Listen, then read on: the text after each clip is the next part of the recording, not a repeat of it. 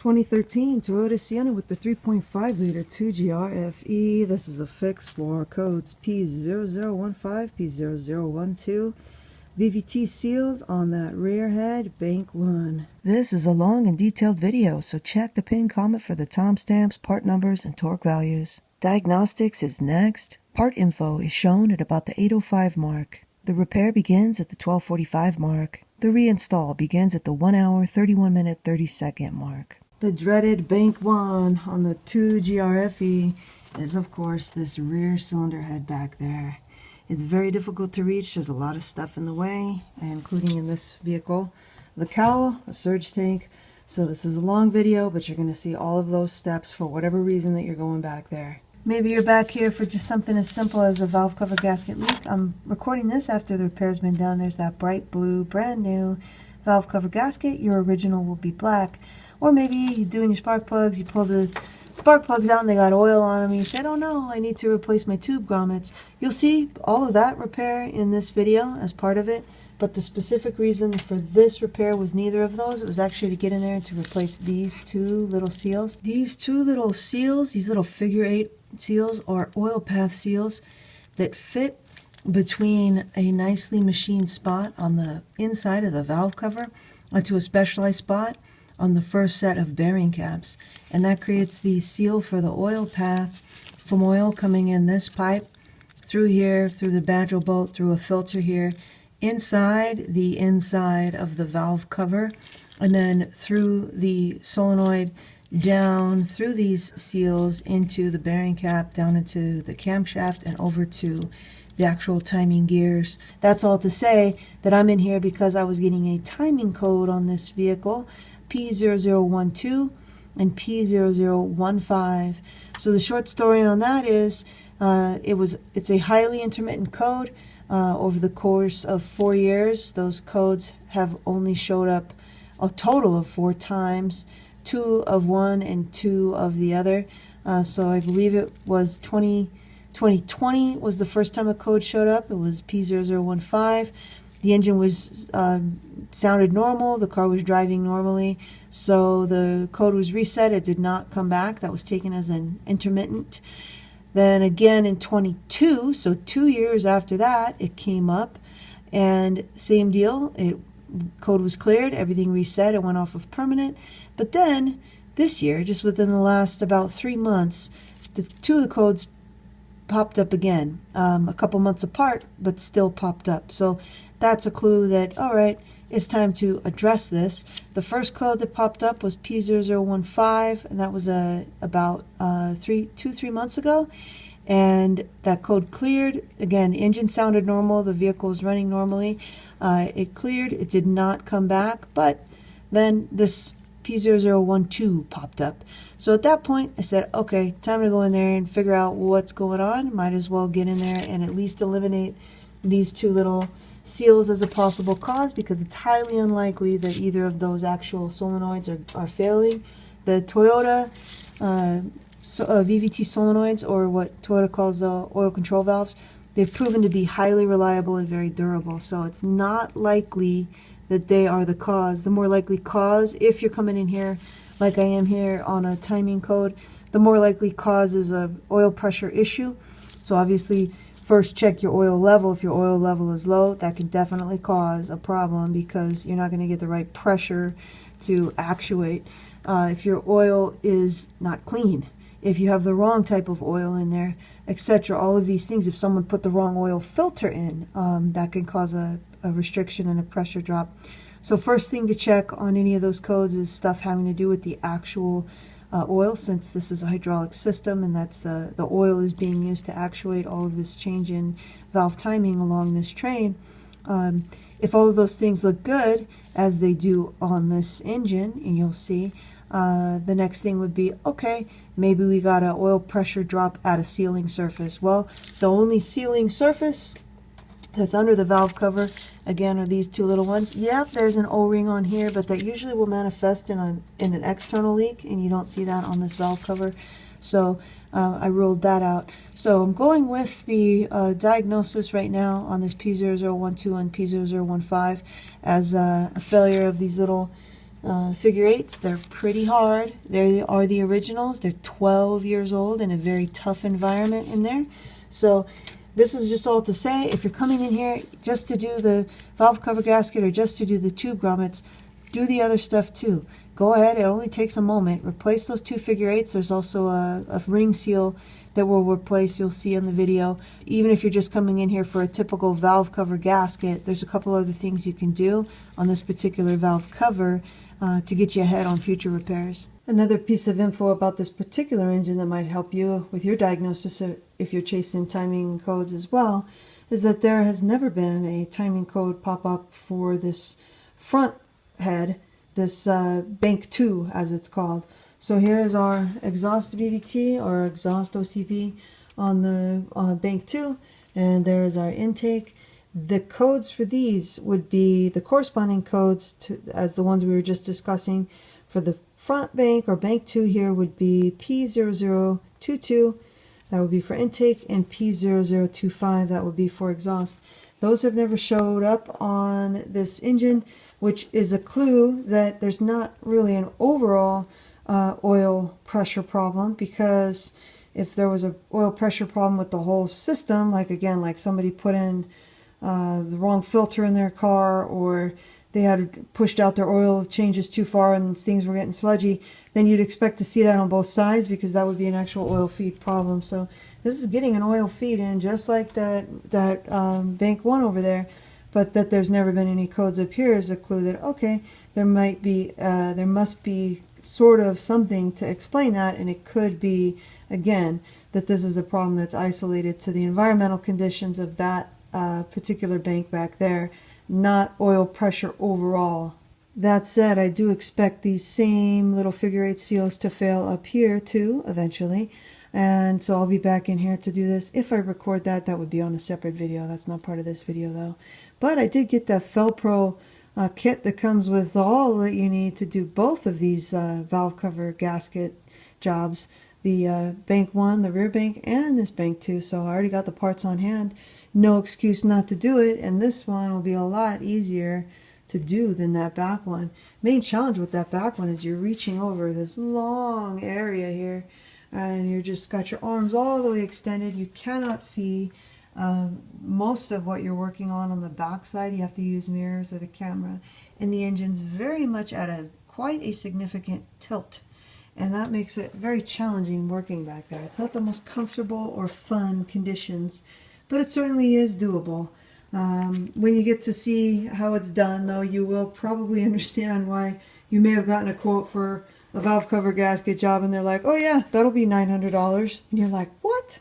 And most of that estimate is for labor, because luckily parts aren't too expensive for this job, which makes it, again, a great DIY if you'd like to do it, especially if you use the aftermarket kits like this Fel-pro. You'll see me using this. This is the part number for it. It's a valve cover set for the 3.5 liter 2GR-FE, and this comes with everything you need to do both heads. So both valve cover jobs, rear and front. In the video, you're only going to see me do the rear valve cover job, but this kit comes with all of this times 2, because I'm filming this after I've already installed it. So everything you see there, that's for enough for one head, and then the same amount for the other head. It also comes, of course, with the valve cover gasket itself. These gaskets are different for the front and the rear. The front only fits the front, the rear only fits the rear. It comes with both. I'll put some identifying info up there for source if you are interested, using this key down here.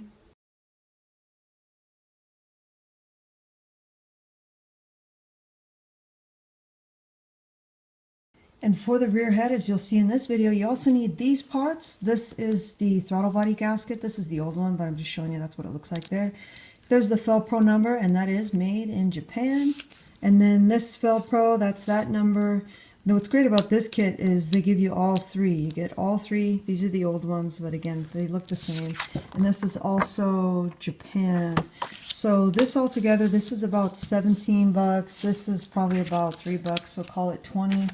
And then the big kit here is usually about 30 bucks. So around about 50 bucks for all of the gaskets to do both valve cover jobs, front and rear, if you use Fel-pro. It's going to be more than twice that price if you go with the Toyota parts, but I'm going to put those part numbers up for you in case you're interested to do that. For the Toyota parts, if you're just doing the rear head with Toyota parts, it's going to be, I think, about 80 bucks is what I kind of priced it out at recently.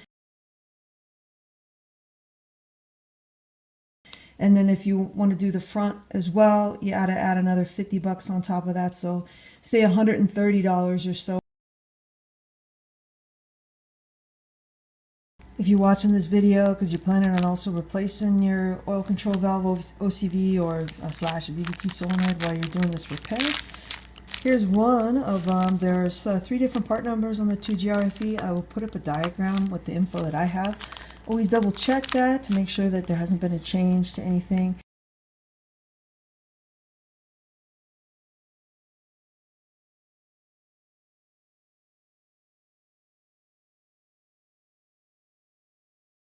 They are not cheap, but I do recommend to get the Toyota OCVs if you really are absolutely convinced that you have a failure on your oil control valve.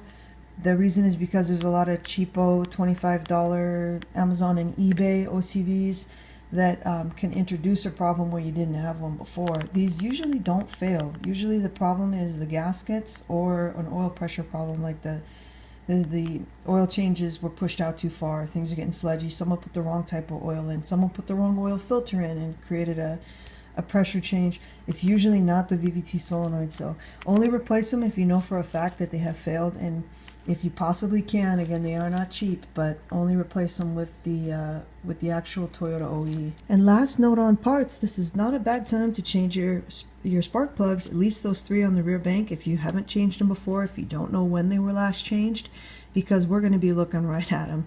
And it's just a matter of dropping 16 millimeter 5/8 on here, pulling them out, swapping in the new ones. You won't see me do that in this video because these spark plugs were changed recently on the these are actually the old ones that were pulled out of that Sienna. The new ones only have about 15,000 miles on them. The spark plug change interval is 120,000 miles on the 2GR-FE. And so if you don't know when they were changed, might as well change them out. If you do know that they were changed and it wasn't too long ago, just leave them in. You'll be fine for quite a while longer. I will put up those part numbers there though. There's also a link in the pinned comment and then the description to a whole nother video I did on the 2GR-FE spark plugs. So let's get started. First thing we'll do is disconnect the negative side of the battery. That's a 10 millimeter. Let's pull it up. I'm going to go ahead and cap that. Put a piece of tape where the wiper blade meets the glass on each side, and that'll help us later when we go to line these arms back up. We'll start with the passenger side one because we need the hood down in order to pull this off the arm. So this, you can pull this up typically with your hand, or you can get under here with a little pry and help you get it up like so. That's a 14 millimeter. Shouldn't be too tight. All right. Now we can spin that off. Now we'll need to fold the arm up to get it to pop off. We'll see how much force we need. There it is. The wiper arms are labeled. You can see this has a P for passenger. The driver's side has a D for driver. We'll remove the driver's side wiper, and I should be able to just pull that off where you can get in there and pry it up. 14 millimeter. See if we can pull this up. Fold the arm up. There it is. All right. Now we'll remove this plastic piece of the cowl first. The plastic piece clips into the steel piece below. There's 7 little spots. That one I undid there. 1, 2, 3, 4,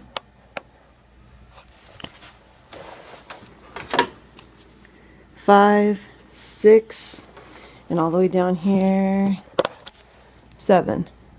There's one of those right there. To get it undone, just squeeze and lift it up like that. With those 7 clips undone, you might reach up here, this little trim piece, just kind of pop it up. You don't have to remove it, but you can kind of loosen it a little from that. There's a little connection there, and then this ought to come out. So you can get over here. Let's see. There we go.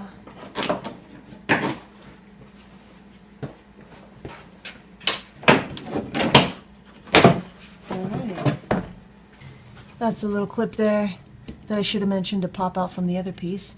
Now we'll remove this entire wiper assembly, wiper motor assembly. We just have 3 fasteners, 10 millimeter. One here, this one back there, and then one on the other side right here.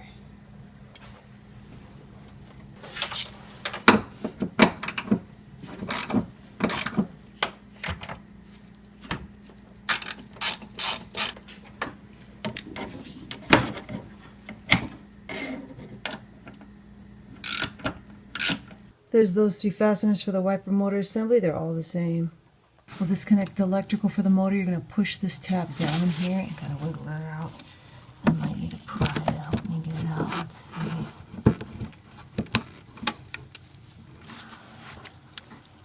There it is. Then over here we have an electrical as well. I think this one was for heated wipers for models that have that. Disconnect that.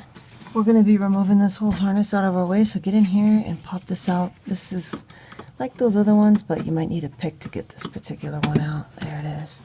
Now we can pull this whole assembly up and out. There's a grommet right here, so you might have to lean in and pop it out there to help you get it out. Like so. And then grab all this. Next, the plastic clips for this electrical harness. There's 1, 2, 3, 4, and 5. There it goes. Once you have all those undone, you can grab this and pull this off to the side. Now for the cowl, we have 9 fasteners. We have 4 14 millimeter nuts and 5 10 millimeter bolts. This is a 14, that is a 14, and then we have 1, 2,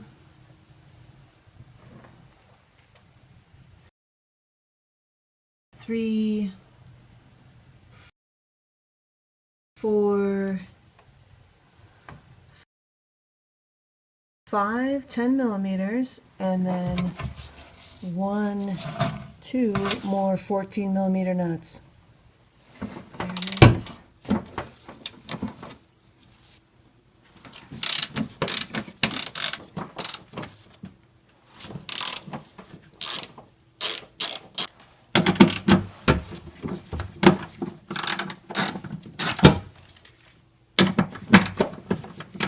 Tape that electrical up out of the way. There are those 9 fasteners for the cowl. Under the cowl on the passenger side, we need to disconnect this just so we can get the cowl off. You can either disconnect this or undo the fastener. This is just a mounting location for this fuel pump resistor. I think it's easier to just disconnect the electrical. So we're just going to push on the bottom there and separate it. Just like that. We got those 9 fasteners out and the fuel pump resistor disconnected. We should be able to pop this cowl out now and get a little bit more room to work. There we go. We're going to be battling for every inch in this cramped engine bay, so I just zip tied that through there. That's one of our holes. This is just to keep this up a little bit. It'll make it easier to get the surge tank out when we get there. Now we'll remove this cover. If you have one of these, this just pops up, of course. Since we're going to be removing this surge tank, we have 4 hoses that we're going to disconnect. We got this little one here, this larger one here with the clamp. We have this one here, and then there's one on the back by the brake booster. So you might choose to label these. I'll go ahead and remove them and then label them.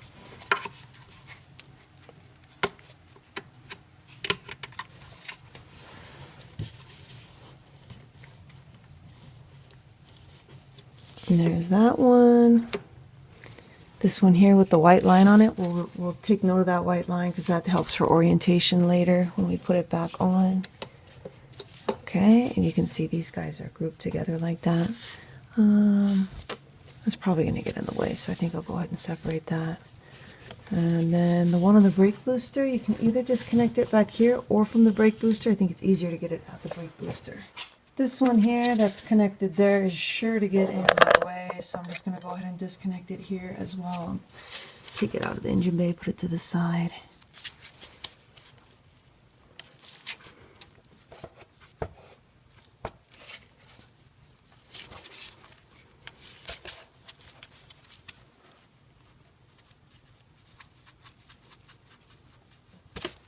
I can see this one getting in my way too, so I'm going to go ahead and disconnect that one from this VSV. Let's pop it out just like so. I'll actually pop this one out too while we're at this VSV, because that one, as you can see, is going over that guide right there. So that's going to get in our way, so I'll go ahead and pop that off.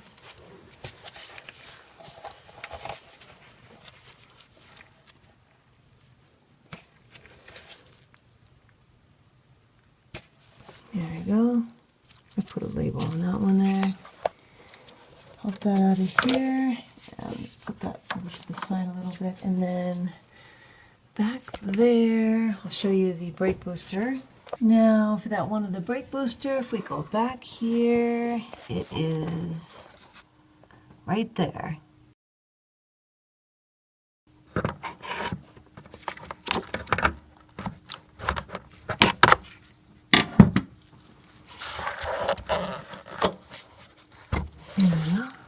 Now I want to take this piece out, so I'll disconnect that hose there. It's easier to just pull it out than to mess with the actual hose on that fitting.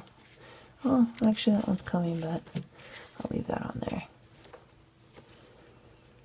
Bring it out like that. And then 10 millimeter and a 10 millimeter.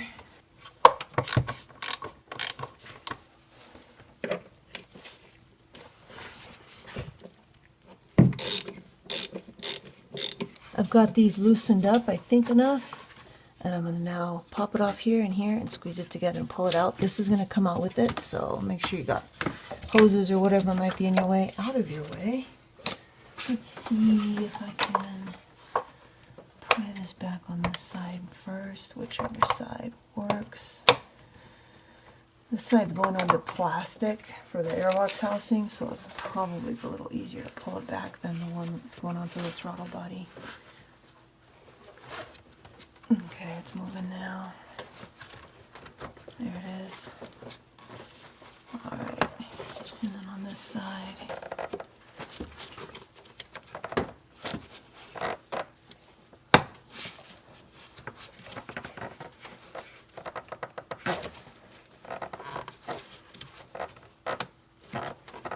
Almost. Alright, there it goes. Okay. There it goes. Alright. Okay. There's the throttle body. We don't have to disconnect anything on the throttle body except the mounting bolts to the surge tank. We can leave the electrical in, the coolant lines in. We're just going to disconnect it from the surge tank and leave the rest of it. So we have this 10 millimeter, 1, 2, 3, and a fourth one down here that you can't see. And you can see this one's on a bracket right there. So we're going to break each one of those free before removing any one of them. Let's see. Break it free. I'll go down here. Break that free. Break that free. And break that free. Now we can remove them. Okay, those are those 4 fasteners. They're all the same. Now we just let this go to the side. We got a gasket here that we'll replace later. Now we got to undo 2 brackets that hold this surge tank to the valve cover. One is on this side, the other's on the other side. I'm going to sneak the camera right around here. If you reach around, you can actually feel it. It's a 12 millimeter, but it's a good idea to get a visual on it. You can see that's where our throttle body was. There's that gasket that we'll deal with later, and this is the fastener that I'm talking about.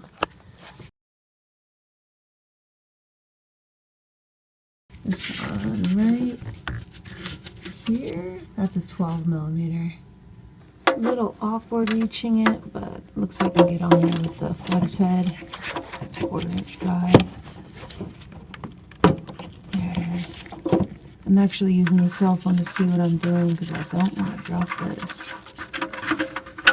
There we go. Now over on the other side, the other bracket is back here. Right there. There's one fastener for it, and the other fastener is onto the surge tank. They're both 12 millimeter, and I learned my lesson from before that it's a lot easier if you take at least that one there off of the surge tank, because if you just do the one that's on the top of the valve cover and then try to take the surge tank out, it tends to get caught.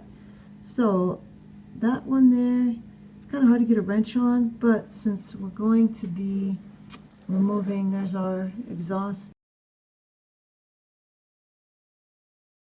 side, exhaust camshaft, oil control valve VVT, we're going to disconnect the electrical, and that'll allow us to get behind there, since we have to disconnect it anyway.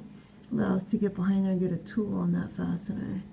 We'll eventually have to disconnect this electrical for the air control valve since we're taking out the surge tank. This is a tough electrical connection. For some reason it's like it gets really hard.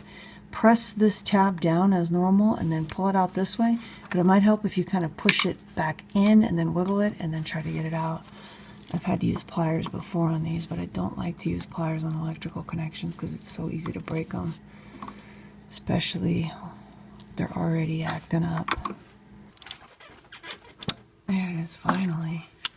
This electrical here and that one here, this one here you can see there, that's our it's one of our oil control valves. That's on the intake side here. So this is the bank 1 intake oil control valve, VVT solenoid, sometimes they're called, and then this is the bank 1 cam sensor. So let's go ahead and disconnect these. I'm going to press on the top and pull it back. Same deal on that one. Let's see if I can get on here. I'm going to just do this. Don't want to break anything. Well, that one's moving, but let's see. You need super thumbs for these connectors, don't you? Not quite. I just don't have the grip strength on some of these connectors. If you use pliers, again, be very, very careful. I'll push this in.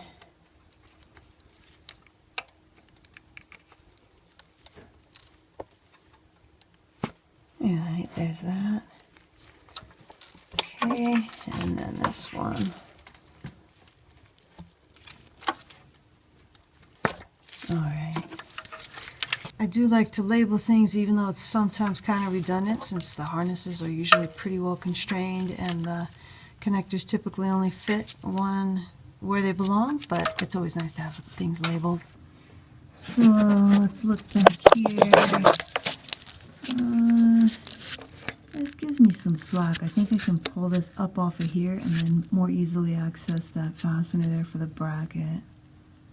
I'm going to use the camera to try to see what I'm doing. Okay, so there, I'm like that. And there we go. Come on now. Alright, great. Cool. Now we can get on that bolt.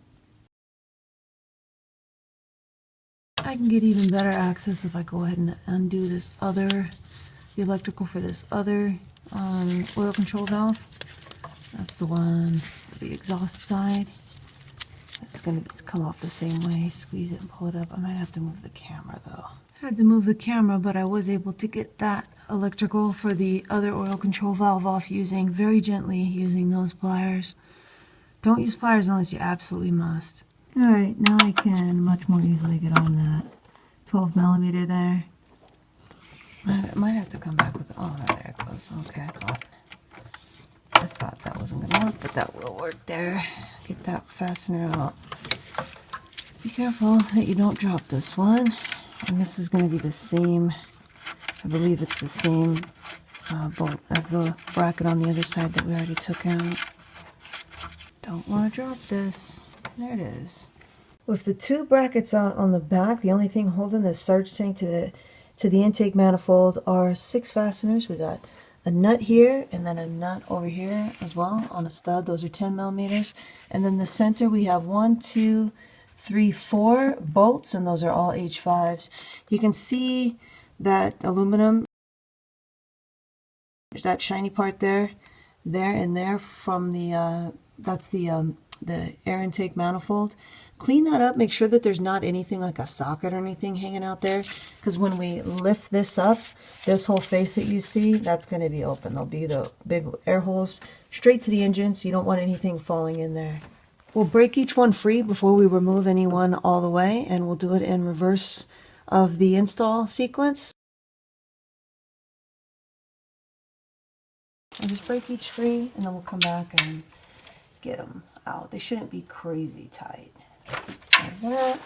Come over here to this other 10 millimeter nut. And then we'll go to the center.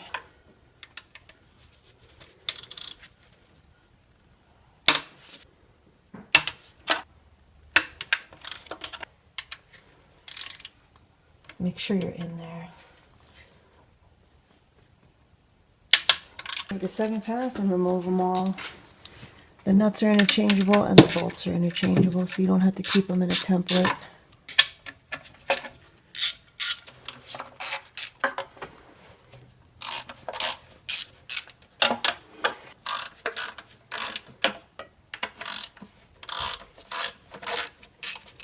Not a bad idea to have a magnet with these. There are those 6 fasteners, the 4 bolts, and the 2 nuts. Make sure that you don't have anything again down in this space, especially like a bolt or something, because now we'll go ahead and lift that surge tank up. Just going to double check that I don't have anything that's going to fall in there. Don't think I do, but that would be very regrettable if something like that happens. That hose is going to be like that. Alright, now with that bracket out on the back, the way that we disconnected it from the back here, I think this should pretty much just lift up. Let's see what we can do here. Alright, nice. Lift this up. And I'm gonna be bringing that whole hose with me. That's connected to it was connected to the brake booster. There we go. I'm going to wipe this down. If there's any dirt, like right there, there's dirt, push it this way away from the openings for the engine. Wipe this down and then cover this up. You want to cover this up right away. You want this covered up very securely. I got tape, and I'm going to put the bag, and I'll put the cloth on it to keep the bag down. The reason is because we're going to be leaning in over here quite a lot, and so you don't want anything falling in there. We removed a lot of stuff, but we still got a lot of stuff to remove just to get the valve cover off. It's kind of crazy, but it is what it is. This is that intake oil control valve. If you were just coming in here to get this, now you can see you can reach it. You can undo that 10 millimeter there, pull this out, and swap in your new one. That exhaust side oil control valve, you can reach that without doing all this work. I'm going to leave both of those in place since I'm taking the valve cover off. This is the oil path for oil into the valve cover, so oil comes up through here. This is the oil feed line. It's got a banjo bolt here and a gasket there and there. That's what those 2 of those copper gaskets are for in the replacement gasket kit. This cover right here is a plastic cover. You can see this is going to get in our way, so we're going to have to remove that. That is just a little cover for this line on the oil control, or this oil feed line. And you can see we got a ground wire there, but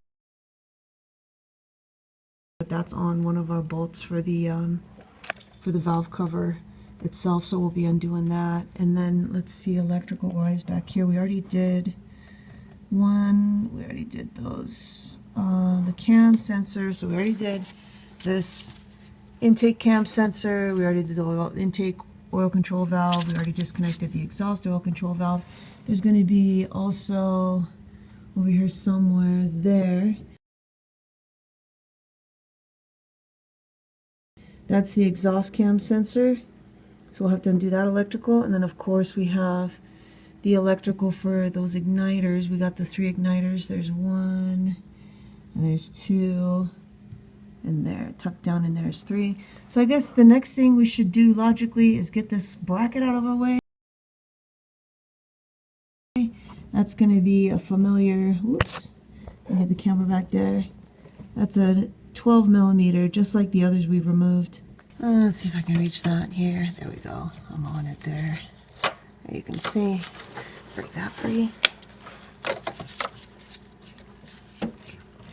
Yeah, there's that bracket. We'll have to disconnect the electrical for each of these fuel injectors down here, so I'm going to see if I can get this breather hose out of my way if it's not too brittle here. Let's see if it'll work with me. Okay, it looks like it might work with me. Yours is real brittle and you don't have a replacement. You may decide to keep that in place, because this would not be an easy hose to match with this super huge diameter. It would probably take a while for you to get it from Toyota.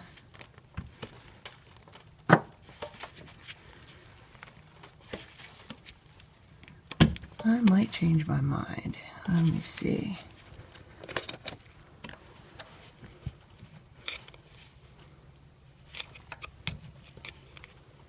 No, it's coming. It's coming. Just gotta take it easy. And there we go.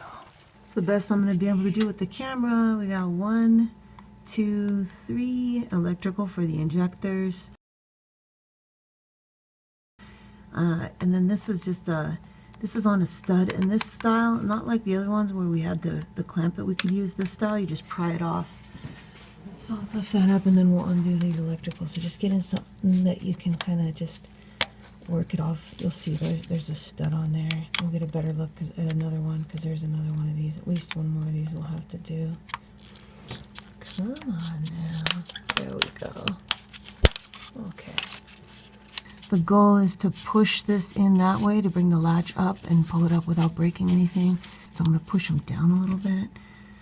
And then see, I might have to go into the pick, but let's see what I can do for squeezing it. Oh, good. Okay, let's try this one. Do the same thing. I'll push it down a little bit and then try to pull it out. Oh, beautiful. Same deal here. Can I get all 3 out without drama? All right. Beautiful. Okay. So now that'll be able to move back with our harness. This one here is that same style as what we had there. Let's see if you can see that right here. So we'll pry that up. Oh, that one was easier. And then this one here was the style like we had before. Pull it back. So pull this back and then lift it up. It looks like we got the same deal here, right here. Can you see that? You can. Pull this back and lift it up. Okay. Now we can see our igniters or COPs or coil packs, whatever you want to call them, for the spark plugs for cylinder 1, cylinder 3, and cylinder 5. Back here. And these are the connectors that give a lot of trouble. Sometimes, very oftentimes, unfortunately, that tab will break, and then you got to come back with a solution to make sure that it doesn't fall off, because obviously if it falls off, you're going to get a misfire. I want to add a quick note here. Again, it is a known issue with the 2GR-FEs that these tabs on the connectors get very brittle and easily snap. I'll show you next what I do with the pick to disconnect them, and I'll also show you at the end of the video how to replace the connectors themselves if you do break the tab. But I want to mention here that if you're working on a Sienna, there is a way to work around disconnecting these. You'll see this clip here later in the video, which shows that on the Sienna, the electrical harness is routed in such a way that you have just enough slack to leave the igniters connected to the harness and instead to pop them off the plugs and just lift them up with the harness. Now, unfortunately, that is not an option on all the 2GR-FEs, because on some applications, the harness is routed in such a way that there's just not enough slack to keep the igniters connected. But I wanted to mention that at least on the Sienna, you can work around them. If your connectors are giving you the impression that they're just gonna snap as soon as you start fiddling with them, then leave them connected. You'll still need to undo the 10mm bolts that hold each one in, and you'll still need to just pop them up off the spark plugs, but then you can just leave them hanging from the harness. And again, if you do break one of the connectors, I'll show you at the end of the video how to replace that. Let's see what I can do with the pick. I'll show you the technique that might work. So I'm going to push down here with my thumb, and then I'm going to try to get under there with the pick just enough to help it clear the tab, and then wiggle it out, and hopefully it doesn't break. Let's see if I get lucky.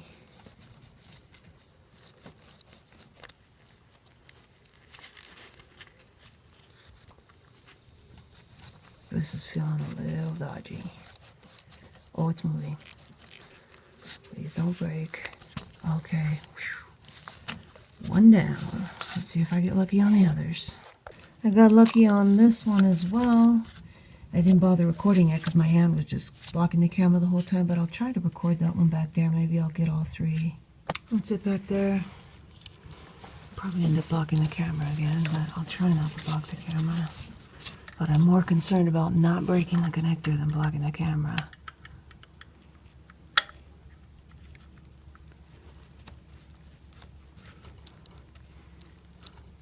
All right, got it. Now we got this exhaust camshaft sensor. I gotta take a closer look at that. That's the same style as the one that we did up front for the intake, so maybe I can get lucky and squeeze that in, pull that out without any drama. Come on, thumbs of steel that I don't have. Oh, come on. That one's moving a bit more. Okay, I'm very carefully gonna use my ninjas here. Alright. So what all electrical did we have to disconnect just to get this harness out of our way, to get to the valve cover, to disconnect a whole bunch of other things that are still in our way, like this and this and this, to get the valve cover off? Well, we had to disconnect the camshaft sensor for the intake cam, for the exhaust cam. We had to disconnect the ignitors here for the number 5 cylinder, number 3 cylinder, number 1 cylinder. We had to disconnect the oil control valve on the exhaust cam. We had to disconnect the oil control valve on the intake cam. We had to disconnect the air control valve from the surge tank. We had to disconnect 3 fuel injectors. And then we had to disconnect this here, this here, and that there. But we should actually be really grateful because on this model you can actually now grab this whole harness and move it completely out of the way, which is not the case with some of these other models. Some of the other models, it's still very much in the way, even with that stuff disconnected. So we should be grateful for this, believe it or not, that we can actually get this kind of access. Now, this gives us room to take off more stuff that's still in our way. We'll come back to that banjo bolt and that ground wire. First, we'll remove the 2 fasteners that are holding that black plastic cover on. There's one there. Right there, that's a 10mm. You're just going to remove that one, and then the other one that's in the plastic. Don't remove any other fasteners, that one down there. Don't remove any of those other fasteners that you see in the frame down there. Just that one there in the plastic, and that one there in the plastic.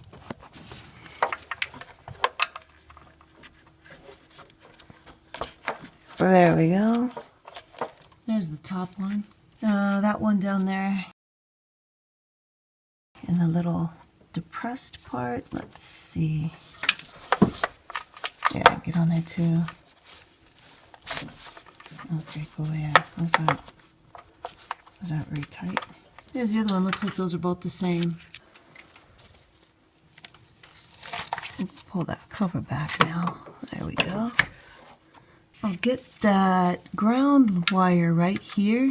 You can see that this is different. This is a 10mm and this is a 10mm, but you can see this 10mm goes through the valve cover and fastens into the head, whereas this one is just fastened to the valve cover itself. So that one we'll put in to just to the valve cover later. Okay, there's that. I taped that up so we can put that to the side now. Over here, we'll remove this We have a 10mm nut on a stud here, and that looks like that's a 12. And then down here, right there, another 12. Let me make sure those are 12s. Yeah, those are 12s.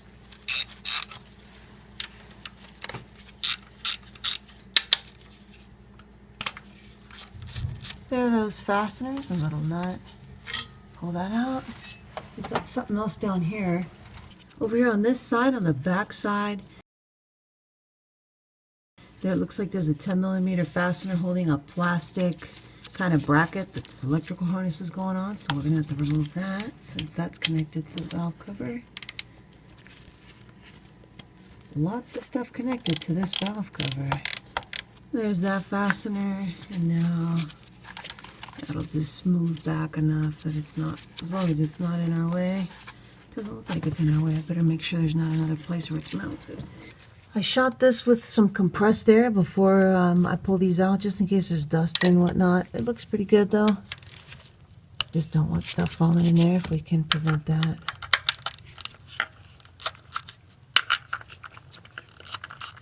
There are those 3 fasteners. Let's see if I can pop this up. Okay.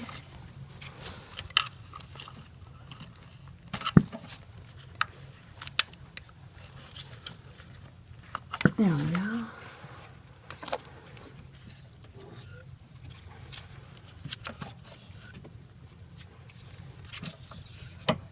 Let's sneak in here and take a look. We'll have to remember this fastener right here, that's the only valve cover bolt that's not on the perimeter. There's 12 total, 11 on the perimeter, and this one here in the center. They're all 10mm. That's our spark plug tube right there. If we look down inside, there's a spark plug. Leave the spark plugs in, but this is obviously not a bad time at all to do your plugs. The gasket around here, we're going to replace that. I'll have a look at that old one. You see a little tiny oil leak, but not much. You saw the boots on the coils when they came out. They didn't have gobs of oil on it. They didn't have any oil on it at all, so those are still sealing well. But we'll install new gaskets on, new grommets on there when we get this valve cover out. So I think I'm going to leave these little brackets on. I may change my mind, but I think for now I am going to leave that on. I think I'm going to leave this one. It actually looks like a nice place to hold on to. I'll double check, but I think the last thing we have to disconnect is this banjo bolt here for this oil feed line. Quick note here, you'll see later in the video during the install that I removed this bolt here. That's a 10mm, and it just holds the oil feed line to the timing cover. I recommend to remove that bolt now because you'll be able to move that oil feed line back a little bit more, and it will also make it easier for you to remove the banjo bolt and give you a little bit more clearance when you remove the valve cover. I got a paper towel in case there's some oil that leaks out of there. This banjo bolt is going to have a filter that sits about right here. The filter is either going to come out with the bolt or it'll be stuck in the valve cover. Hopefully it comes out with the bolt. I don't think it's ever been out on this Sienna. So this is a tight fastener. I think the torque spec was something like 48 foot-pounds. So use a long wrench. I'm going to use a 1/2-inch drive. There it is.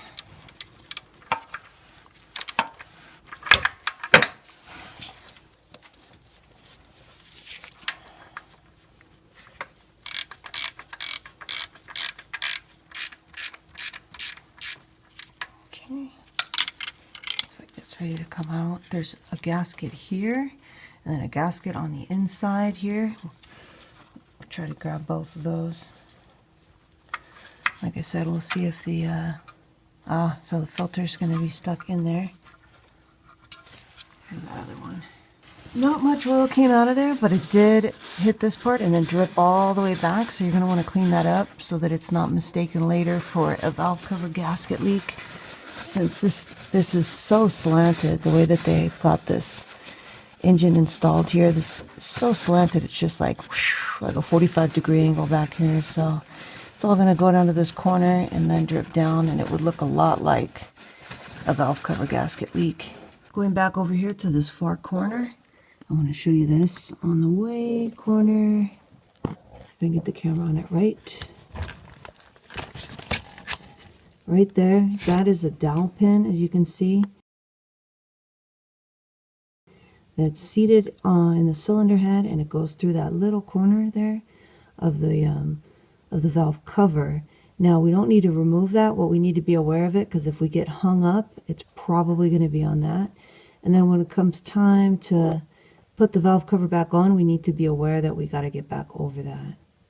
On second thought, I am going to remove this 12 millimeter here for this bracket, because underneath there's a 12 millimeter that we need to get the valve cover off, and this bracket's going to be in the way. There's that bracket and fastener. Now that should be it. We should be able to get all the fasteners out that hold the valve cover itself to the head.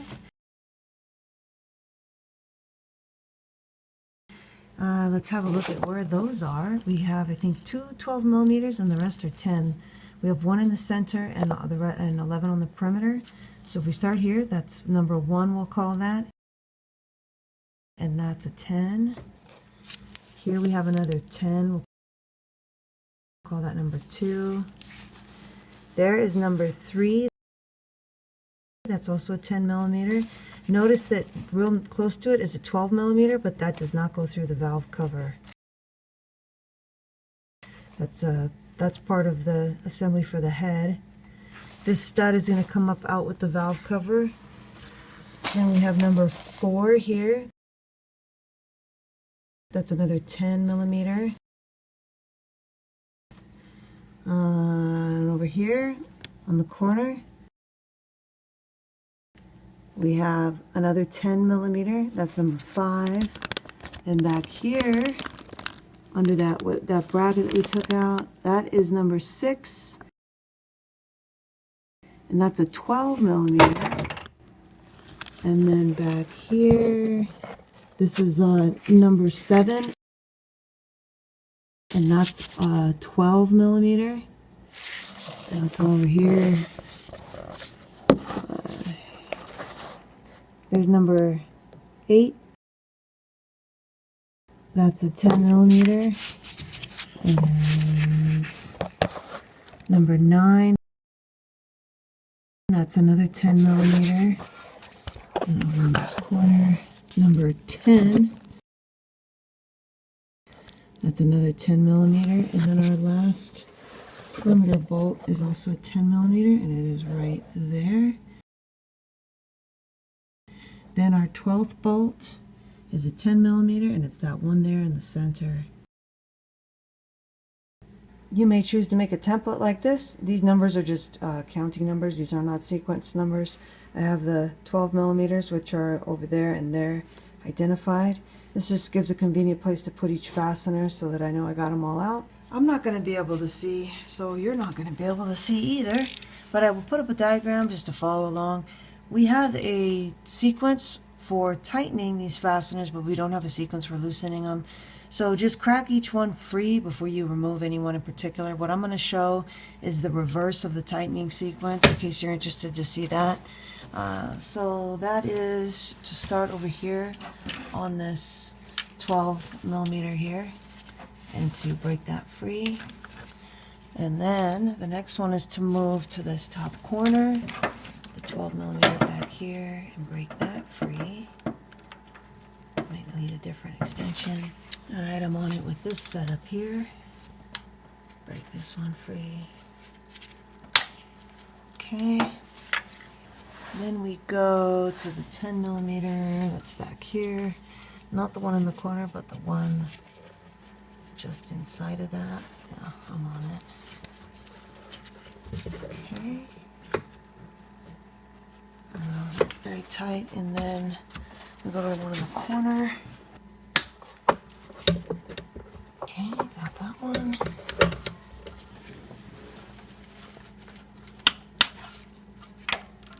That one. Then we do that one.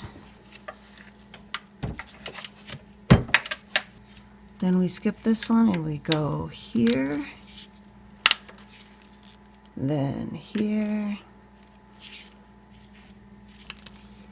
then the corner,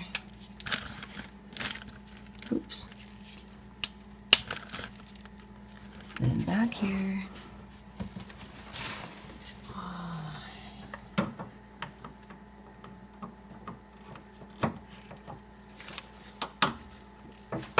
And then up here. And then in the center.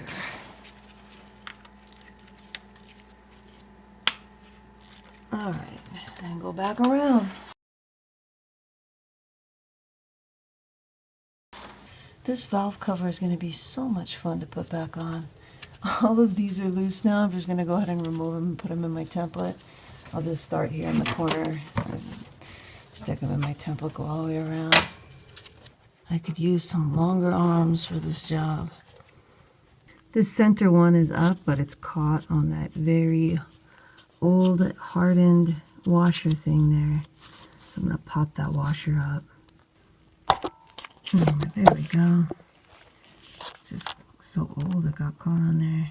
There are all our fasteners. Looks like the 10 millimeters are all the same length.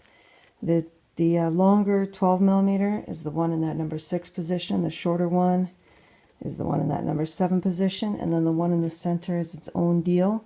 It's quite long, and it's got that washer on there. Make sure you got everything out. Go around with a mirror along the back if you need to double check that you've got everything undone, and I believe we do. So now we can pop this valve cover off. Got a pry point here.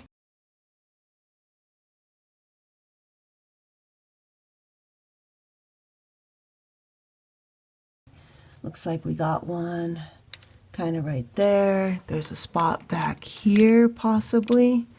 So remember, there's that dowel in the back where it's liable to get a little bit stuck.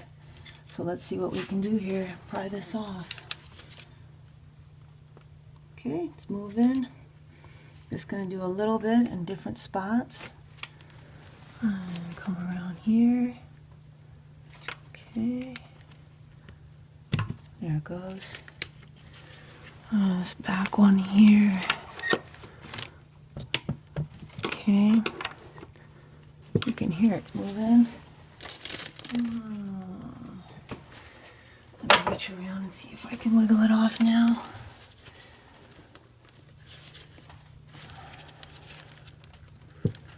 Looks like the gasket is going to stick to the head. You can see over here that the gasket's half stuck to the head and half on there. Okay, I'll just pull that off there real quick. Get that down. Let's see, have I got a pry point near the back here? Okay. And over here. I can get this up a bit more here.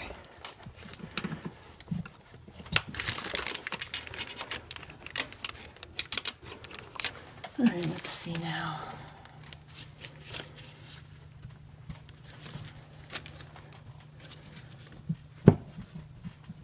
Yeah, I think it's caught on that dowel back there. I've got the little stubby screwdriver right there under that pry point. And I'm going to try to lever that up now. We'll see if that works. Okay, give that a little encouragement. Okay, there it went. Just went up. All right, now come back up here and lift this up, and we should be able to get this out now. I might have to go back there and lift it up again, but it did budge. So that's good.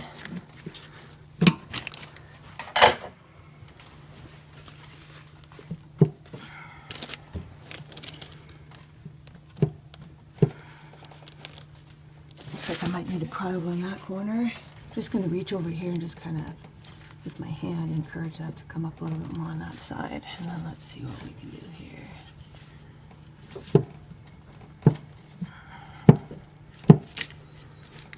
Get my hand back here.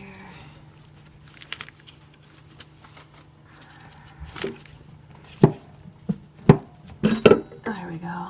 Okay. Now lift it straight up.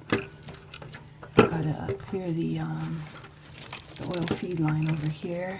Get rid of that. And there we go. hot dog.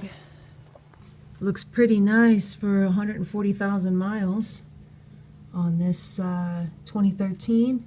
Here is one of our oil control valve figure 8s, and there is the other. And then the little donut or ring one over here. There's that one there. We'll put it back in that spot, but it actually came up with the valve cover. So this gasket, you can see, stuck to the head. We'll need to obviously remove that, but we want to make sure we're not knocking dirt in there as we go along, so I'll take my time peeling that up. There's a bit of RTV. We'll have to replace the RTV later. This is the timing case cover here where it joins the head here, so if we don't put any RTV there, we'll definitely get an oil leak, especially down on that side.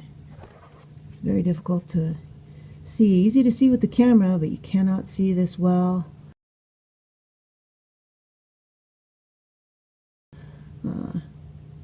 Without the camera, but there's a good look here. We can see what else is going back down, back around there.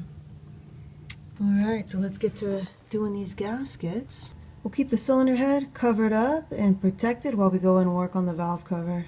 Let's take a close look at one of these grommets, these tube grommets or seals. If I put the pick in right here, I can feel that the seal is pushed up flush with the inside of the valve cover. So when we install the new one, we'll want to install it the same way. If we flip this over, you can see here there's tabs. This one has 2 tabs, this one has 3 tabs, and this one has 2 tabs. What we'll do is just bend these tabs back, flip this back over, and drive the seal out this way. Drive the seal out towards the inside. There is a direction to the seal, and the seals from the Fel-pro kit work great, but they look a little bit different than what you're seeing probably if you have your original seals on here.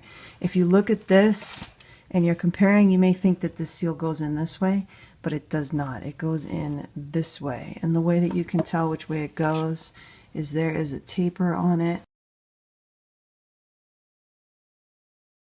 There is the taper, and that's going to go onto the spark plug tube, so that you want the larger diameter on the facing down, the smaller diameter facing up, so that it fits on there real well. Here's what I mean. The spark plug grommet, it's going to be situated like this. See that taper facing with the smaller diameter up, so that when we put it on, it's going to give us a little bit of resistance, but the design is so that it'll have a real nice seal around there.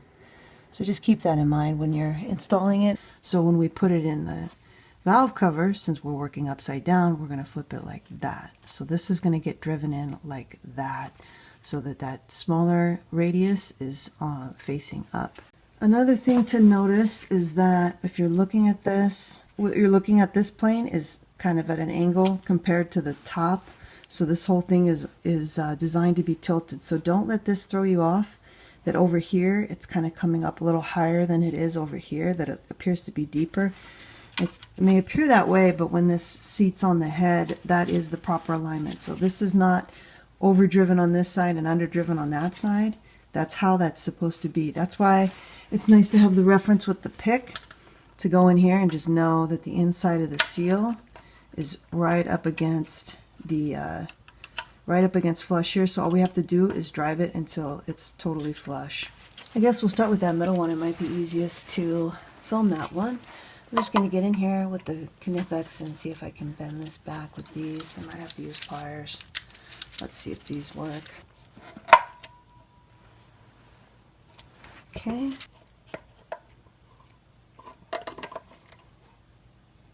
Got the tabs bent back so that seal can come out. Now we'll flip it over. Looks like I might be able to get in here with this little mini pry, and I'll tap the other end of it, and just a little tap and then go around. These tend to kind of fall apart if you get too crazy with them. Oh, is that one coming out? Might be coming out in multiple pieces. Ooh. Looks like it's coming out in pieces. Let's see. Yeah, I think it tore apart. Let's flip it over and see. Right. Yeah, so the middle section came out. So there you can see though the taper, how that was, right? So let's see. Well, at least this gives us a chance to really see the fit. It gives us a great view. So this may look like a reflection, but that's brown. That's part of the seal, and you can see it's all the way tucked in here. So when we go to drive the new one in, that's what we're just going to be looking for to make sure that we got it seated right. Let's try to get this old one out. What you can often use is a paint can opener when you have access to the inside of the seal like this. So this one you can see I've actually ground it down to make it a little more slim. But seeing as we have such great access, I think even if this wasn't ground down, you'd probably be able to get it in there. Wedge it under there and then just kind of pry it. Don't go too far. Go around to another side. And looks like that's working just great to get that out.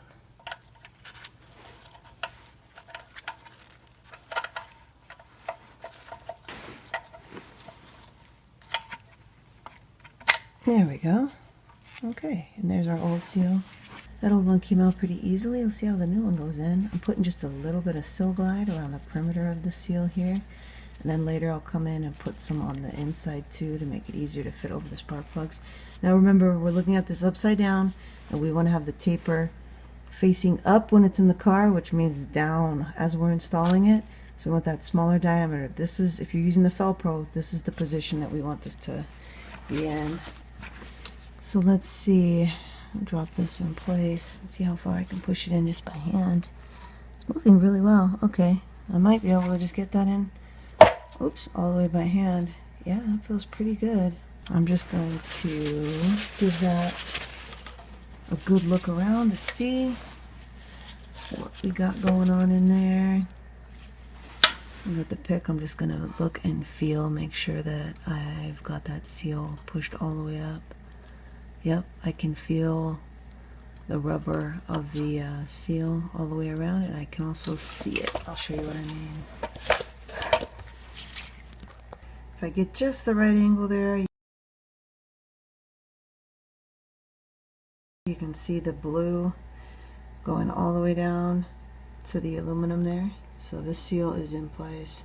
If you're having trouble installing yours, what you can do is you can use a seal driver like this. I got my seal driver out thinking I would need one, but I don't. You could also just use a socket. Looks like that's probably closest to about a 32 millimeter socket. In that case, you know, take your old seal and put it on top of there to protect it, and then just give this a couple smacks with the hammer. You know, tap, tap, tap, tap, tap. Hopefully yours go in as easily as these are going in.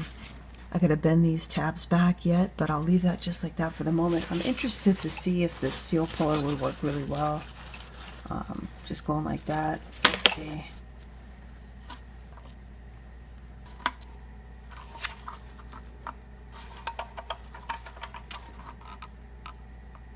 There we go. Not this way, this way.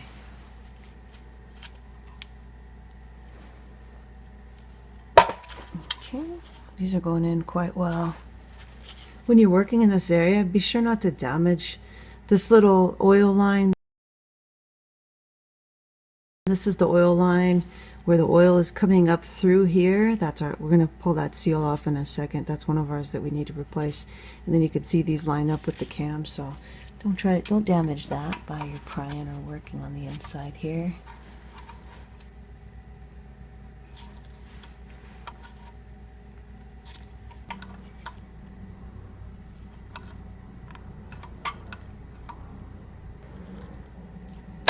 There we go.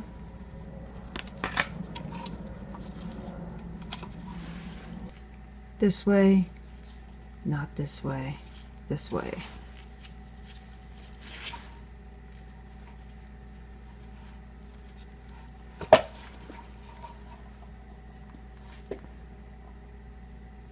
All right.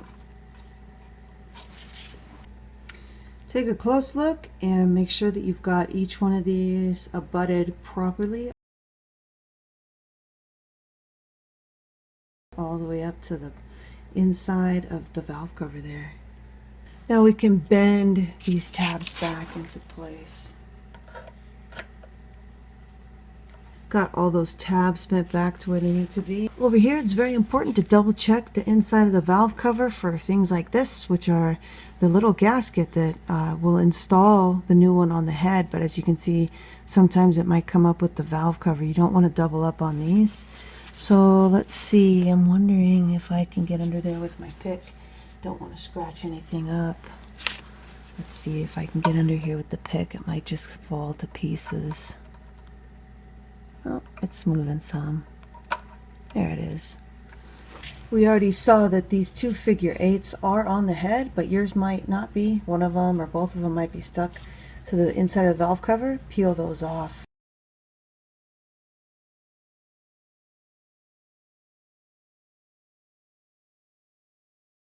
Take a last look here at these grommets. Make sure you got the tabs down, you're pushed all the way in, and that you've got them in the correct orientation. And again, make sure that you have, if your gasket got stuck there, make sure that you remove it. We're not installing anything there. That should be free of any kind of gasket. Same deal over here on these two. There you can see the inside. That's a cam sensor there. It's a Hall effect sensor. Same deal here, that other cam sensor. And then you can kind of see you can see the end of each of these VVT solenoids, the oil control valves as well. With those items all done, we'll just clean out the groove here. Get this oil out of here, get that all cleaned up, and then we'll install our new valve cover gasket. The Fel-pro kit, of course, comes with two valve cover gaskets. They are not interchangeable. One is suited for the first bank one, the rear one that we're doing here, and the other's for the front. This is what you want to look for, that feature there. So if we take both of the valve cover gaskets that come with the kit and lay them out.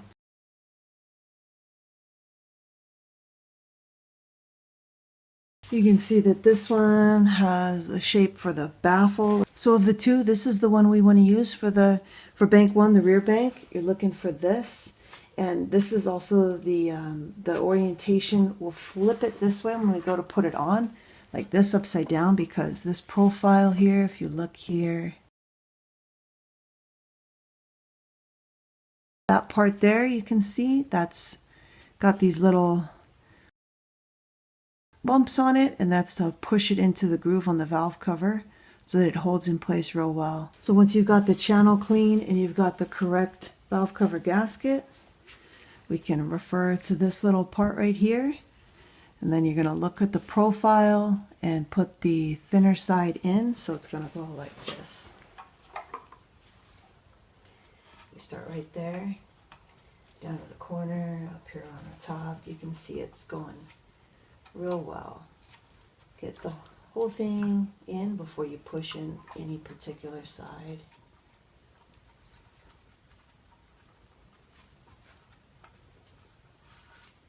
Take the time to go around carefully and press it in all the way. If it looks like you need to make any adjustments, make them now, because you don't want to have to come back in and do this job again because you got a valve cover leak. So go all the way around and make sure it's seated in there very, very well.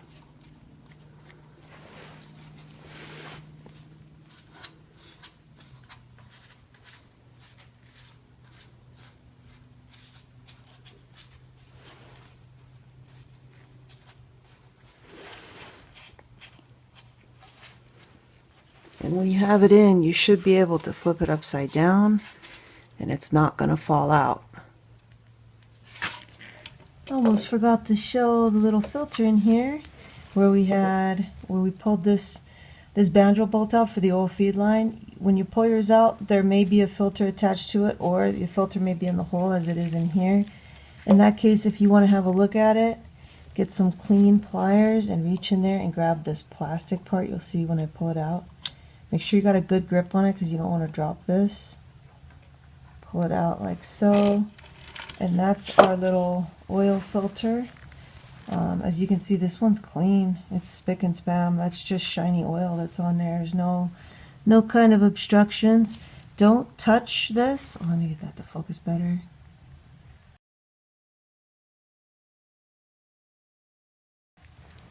Don't touch the screen with your fingers.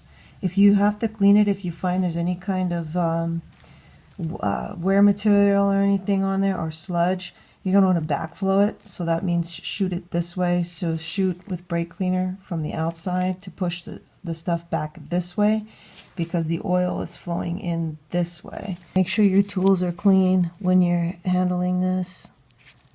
So the way this would go is like this. Sorry. This goes like that on there. But I don't think we're actually going to have enough room to put that in like that in the way that it is in the engine bay. And again, it came out with just the banjo bolt. So what I'm going to do is just install it with the filter already in. So there's the spot where it goes. I'll just put this in and I'll thread this in as if we're installing it.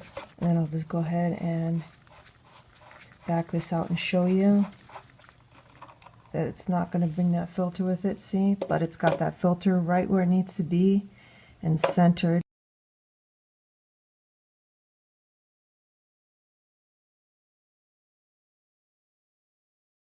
So when we go on again, we'll be able to get this bolt all the way where it needs to be. We're done with gaskets on the valve cover itself. If you knocked anything in here, make sure you shoot this with compressed air. You don't want any kind of little obstructions, especially anything getting into these oil paths for the oil control valves. Those are pretty sensitive to any type of obstruction.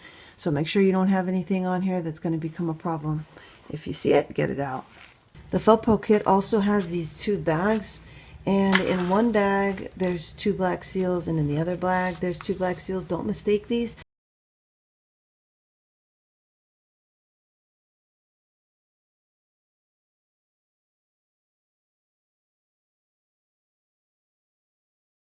These aren't real seals, those are those for the washer for that one bolt in the center of the valve cover. So not those. We're not going to put those on the head. We're going to put these little ones, one of these little ones on the head. There's 2 because again this comes for the kit. This is a kit for both cylinder heads, and then we'll grab a couple of those figure 8s. So there's no mistaking. I'm going to go ahead and grab that bolt and put this on there. Now this has a little difference on that side versus this side, judging by the valve cover. That looks like the side that fits down, so I'm going to put this in there like so and put this back in my template.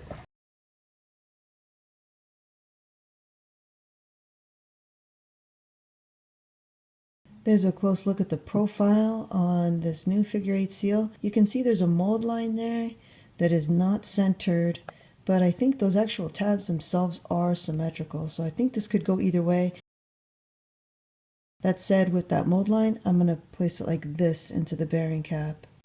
With this ring gasket here, you can see it is symmetrical. It doesn't have any such features, so this can go either way into the head. And these 2 copper gaskets are for the banjo bolt for the oil feed line. In my case here, both of those little figure 8 gaskets, they stayed on the head when we pulled the valve cover up, but again, they might come up with the valve cover. Get them out of the way, wherever they may be. Let's pull these guys out. Let's see if I can get in here with a pick. Get that up. Don't want to drop any bits of stuff into the valve train area or into the hole. So take your time. I think I got it up enough to come in with a little bit sturdier pick.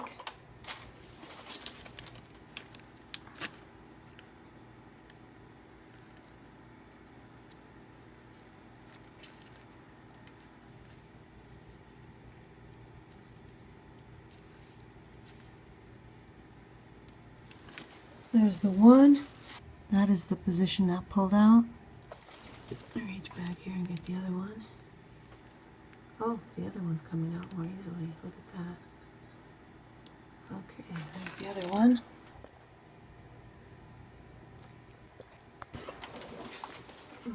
Let's get in there and clean those channels out with something lint-free. Now we can remove this old valve cover gasket. Yours might have come out with the cover, but mine is stuck on the head here, as you can see.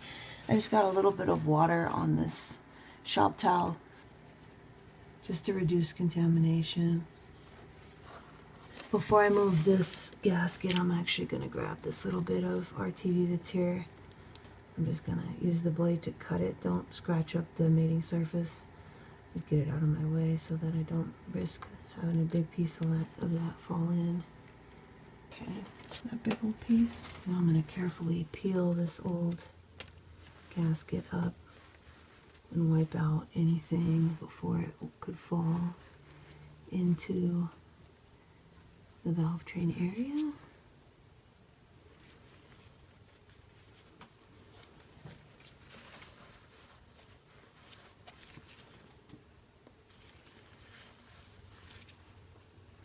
Alright, once we get to this side, it won't fall in because it's so angled.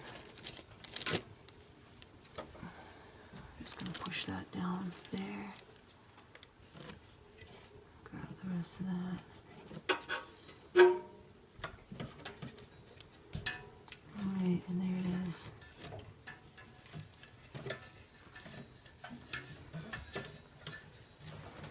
I'm going to bring this up around this side, just so that I don't risk dropping anything into the valve train area. I'll get this surface cleaned up. If there's any dirt or anything, obviously push it away. On this top part, it's just such a steep angle, it's crazy how tilted this is in here. Go all the way around. We'll use the mirror later to make sure that we're getting that nice and clean. So we want a nice clean mating surface for the gasket. Just take your time. Anytime you're working with the valve cover off, take your time. You don't want to drop anything in there. There's two big globs of that RTV there, and because it's so slanted, if I knock that out, it will fall in there. So to prevent that, what I'll do is just run the shop vac as I'm working in this area to pull that back, and I'll have the shop vac suck it up.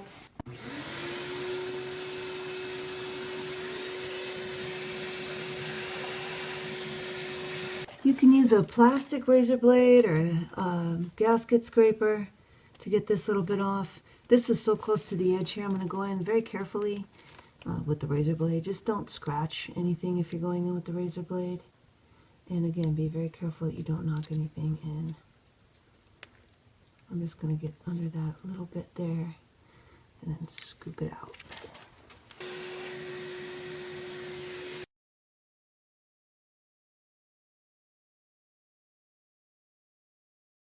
I've got that one pretty much cleaned up, and then now this one's going to be another story. I'm not going to be able to record it, but same deal here.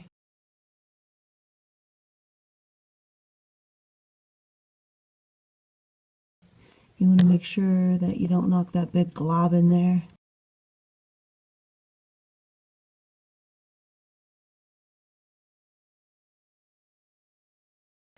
It's not fun to get back there and get that little bit of RTV off, but I was able to get it off.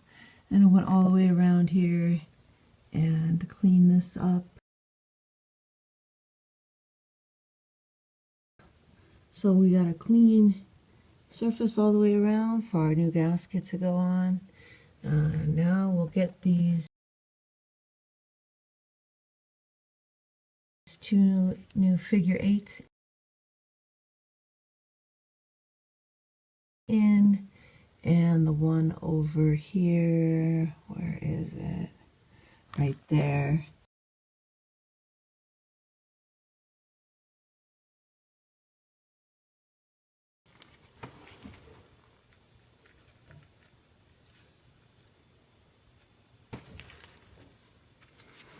One and two.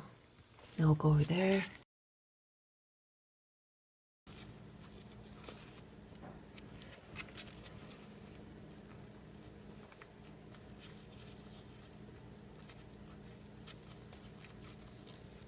Okay, that fits real nicely in there.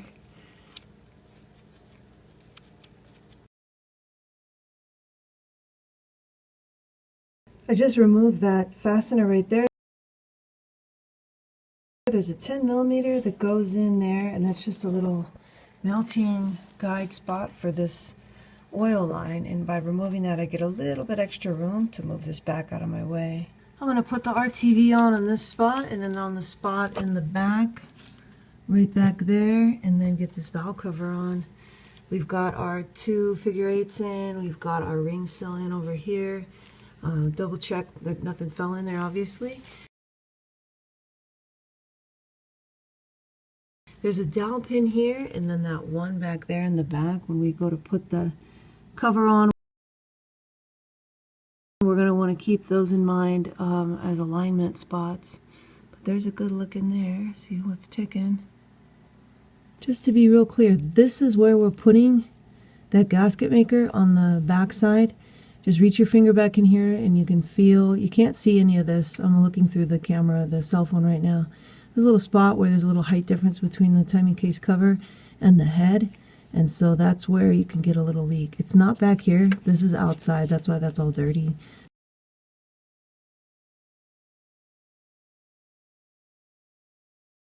That's not under the sealing surface. The sealing surface where the gasket sits is this area right here. So we just need a little strip right there. And then easier to see up here, but the same deal. We're not putting anything here. This is outside. You can see it's dirty. We want that right there, that little spot. We just want to have a strip over there.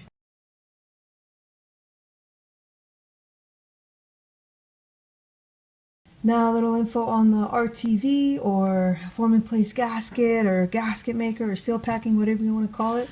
It's a room temperature vulcanizing silicone is what this is, and it'll get into a little spot between, there's a little height difference between the timing case cover and the head where that joint is. It'll fill that in so there's just not an oil leak.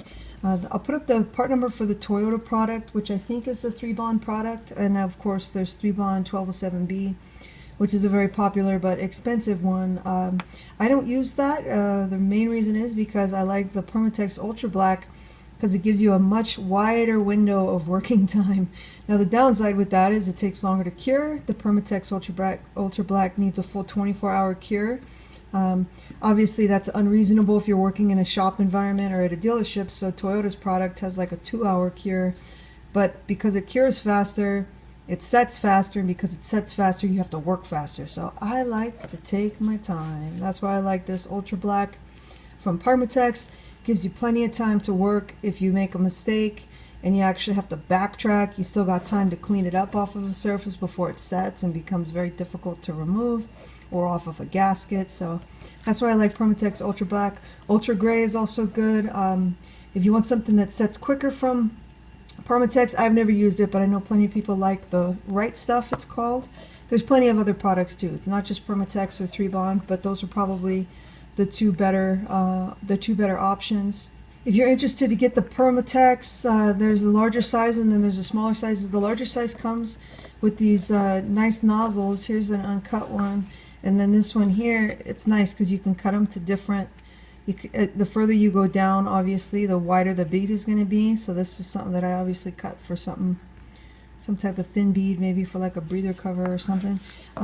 But I'm actually not going to use this because it's too big. Reaching around for that back one when I'm at the end of my arm and I can't see anything and I'm using the cell phone to try to view, I'm going to use this little one. So unfortunately these nozzles don't fit on the little ones, but it's going to be alright since the little one, the size of it, it's about what I need on the diameter for the little strip I'm going to put down. It's still going to be super awkward because on that back one I'm not going to be able to see anything. Some people can use a mirror, but my brain is just too mixed up to do that. I end up going the wrong way, and so I'll just use the cell phone and try to see, but it's going to be real awkward. If you get going with something like Ultra Black that's forgiving and you find that, oh shoot, you made a mistake, just stop, come back in, clean it up, start over again. Even if you get both strips down, the strip in the back, the strip in the front, you got all your gaskets in, you're ready to go in for real with the valve cover, and something's going wrong, you're catching on something, or you smudge it too much, just stop, take the valve cover off, clean up the RTV off of the gasket where it might have smudged, clean it up off of the head, and just start over again. It's not worth all the trouble of coming back in to address an oil leak. Just if you see you're making a mistake while you're putting the valve cover on, stop and backtrack. And that's what I like about the Ultra Black, is it's forgiving. It gives you that time to work. Refer to the specific instructions for the RTV that you're going to use. If you're using Ultra Black, like you'll see me use in the video, you'll see in the instructions it's talking about coming back and retorquing after a certain amount of time, like an hour or something. That, in my opinion, is not applicable to the use we're doing on this particular case. That's more like when you're installing like an oil pan, where the gasket is the gasket maker. We have a gasket. We're just using this to seal up those two little spots. So when I use this on valve covers, and this is what I use when I do valve covers, I just give it like maybe 10-15 minutes to start setting up a little bit, and then by that time I'm already coming around and doing my install on the bolts and then the final torque on the bolts. So, and I haven't had a problem doing it that way. But that's just the way I do it. Do it the way you're comfortable doing it. And if you're using a different type of RTV, you would have to work more quickly. If you're using the 1207V, or if you're using the Toyota form and place gasket maker, or Right Stuff, those are like 3 to 5 minutes. I mean, read the instructions, but you got to work quick. You got to work quick with those. That's why I like the Ultra Black, because it lets you take your time, and I like to take my time.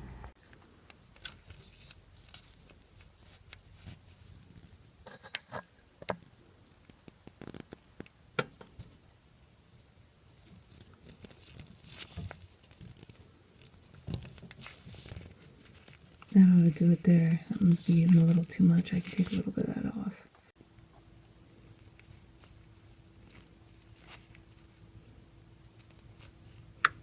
That ought to work right there. There's what I have up in the front. There's that connection right there. Okay, last check. RTV here, RTV there. The new figure 8 seal here and there, and then the other one over there. Things being clean. A little oil around here or around the spark plug tube grommets. Pull this out of your way.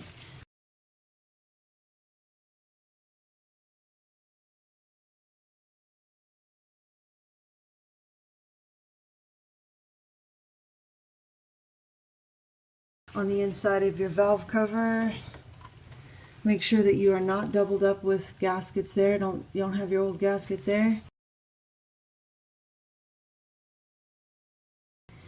Same as on the other side. Make sure you do not have gaskets on there. Got your grommets in, and the big valve cover perimeter gasket in place. I'm going to go around each of these with some engine oil to hopefully make it a little easier to slide those spark plug tube grommets on there. Alright, let's see. I'm going to sneak by. Gotta sneak by this oil line here first. So how can I do that? Am I get under it that way?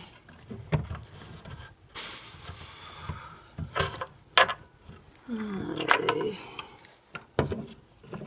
there we go. Just kind of turned it, holding it up, not touching anything yet. I'm trying not to smush my RTV. Caught up on something on that back corner. What am I caught on back here? Oh, I'm caught on that AC line. Okay, there we go. Get around and... Alright, there we go. Okay. That AC line was giving me a little bit of trouble. Now, before I move down any further, I'm going to look at my... Just gently place it down.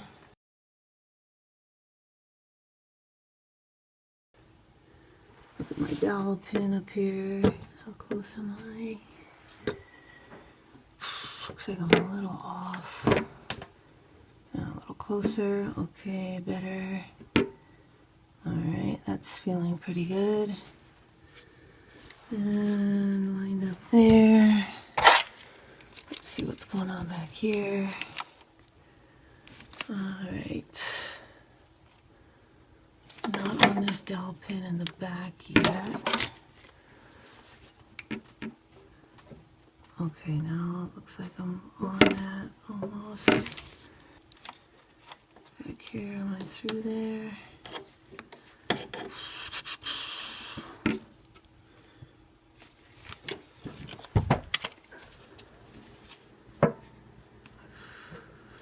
Alright, finally, okay, so it helped to reach around and, alright, sweet. Okay, so it helped to reach right back here and just physically really guide that corner dowel pin in. You're not going to be able to see that dowel pin unless you reach back here with the camera like I'm doing, or use a mirror, but make sure that you are indeed on that dowel pin back there in that back corner. I'm going to look around the entire perimeter. You won't be able to see, but I'm going to look around to make sure that I am in fact on there really well.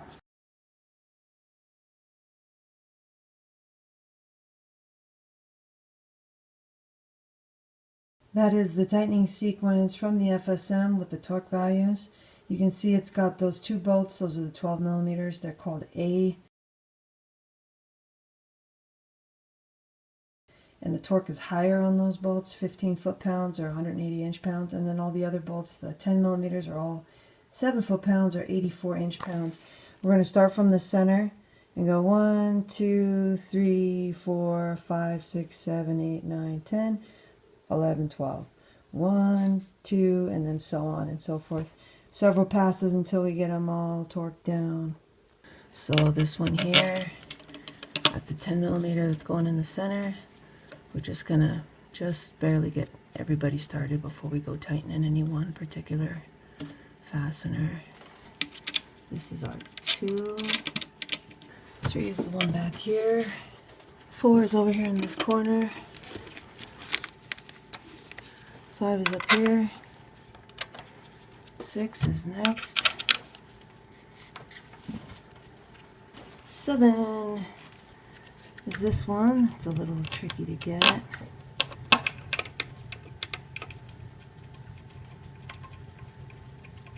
8 is the one right behind it.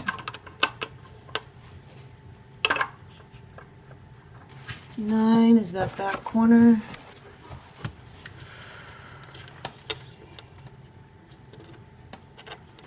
10 is the one next to that. Very next one over. And 11 is the 12 millimeter. This 12 millimeter, the shorter 12 millimeter that goes back here.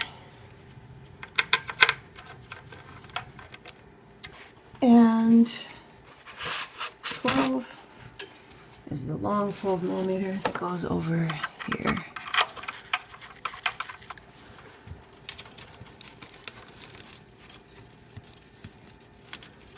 A long, long, long one. Now, same deal, more passes. 1, 2,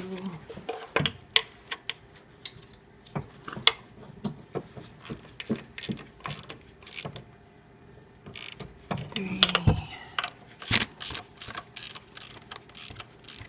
4, 5, 6,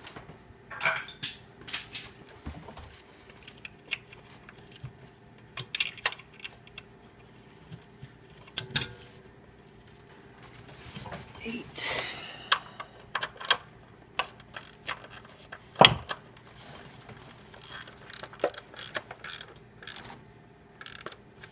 9,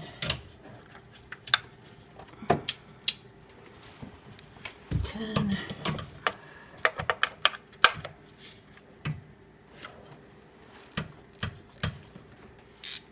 11,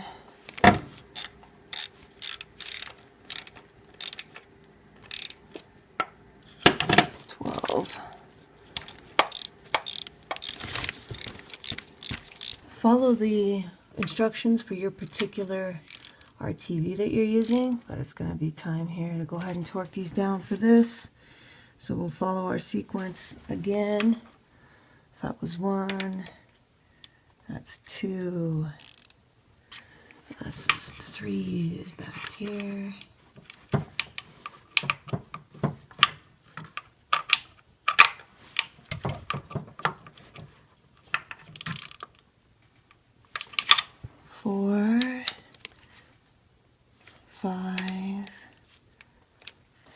6, 7,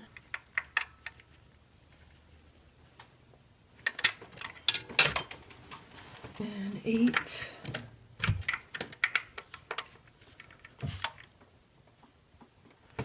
9. Can I get on 9 with this? If so.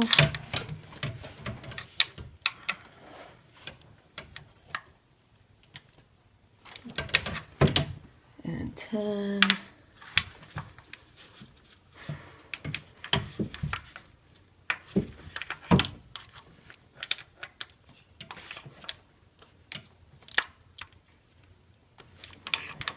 And then 11 and 12 are the 12 millimeters, and those are what are those? Those are 180 inch-pounds. Okay,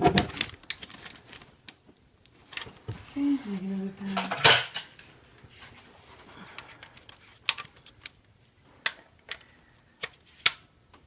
Two, 3,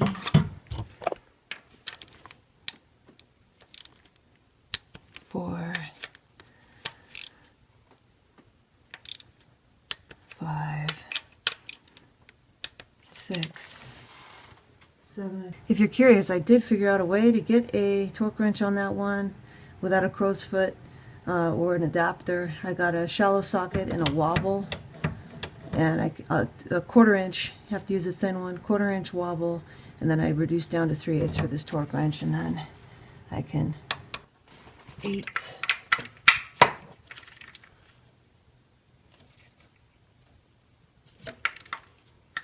9,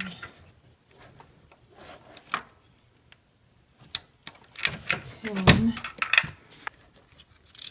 there's 10, and 11 and 12.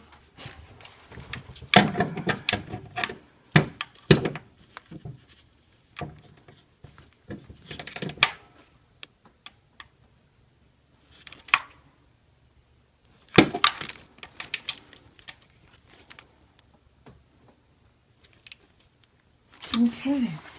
There's a special note in the FSM about making sure that you come back and double check the torque on this one.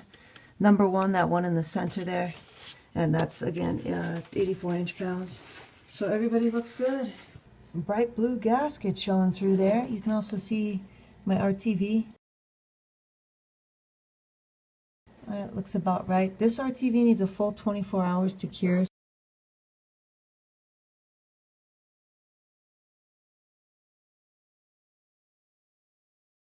Let's take a closer look at these oil control valves here on the rear head, the bank 1 cylinder head. You can see I got a part number right there. Very nice. As far as I know, these are the originals on this 2013 Sienna. And that part number is abbreviated. I'll put up the part number, but it's nice that it is labeled 3-0P030. You can also note that the way the electrical connector is at a 90 degree, which is different from how this one is. This one is at a 90 and then a double 90, and if we put the mirror on there, if you can read upside down and backwards, you can see that part number on there is 3-0P020. So I'll put up that full part number too. Now, I don't know for a fact that the only difference in the part number is the actual orientation of the connectors, but I think that may be the case. And the reason I say that is because that one there that we just looked at is on the exhaust side, so that's the exhaust oil control valve. But if we come up here to the front bank or bank 2, we can see that the intake oil control valve on the front bank or bank 2 is actually that same part number. See there? 3-0P020, and obviously it's got the same orientation on the connector. So I don't know for a fact that that's the only difference, but it may be, because when you look at this one here, see how this one has a mounting bolt location that's different from any of these. So it's kind of like its old and oddball. See how those are? and this one is different. And of course it's got a different part number, and the part number on that one, again reading backwards in the mirror, is 4-0P020. So I don't know for a fact that that's the only difference that the valves themselves are the same, and it's just a difference in the mounting bolt and the electrical connector, but I kind of suspect that it may be that way, but don't quote me on that.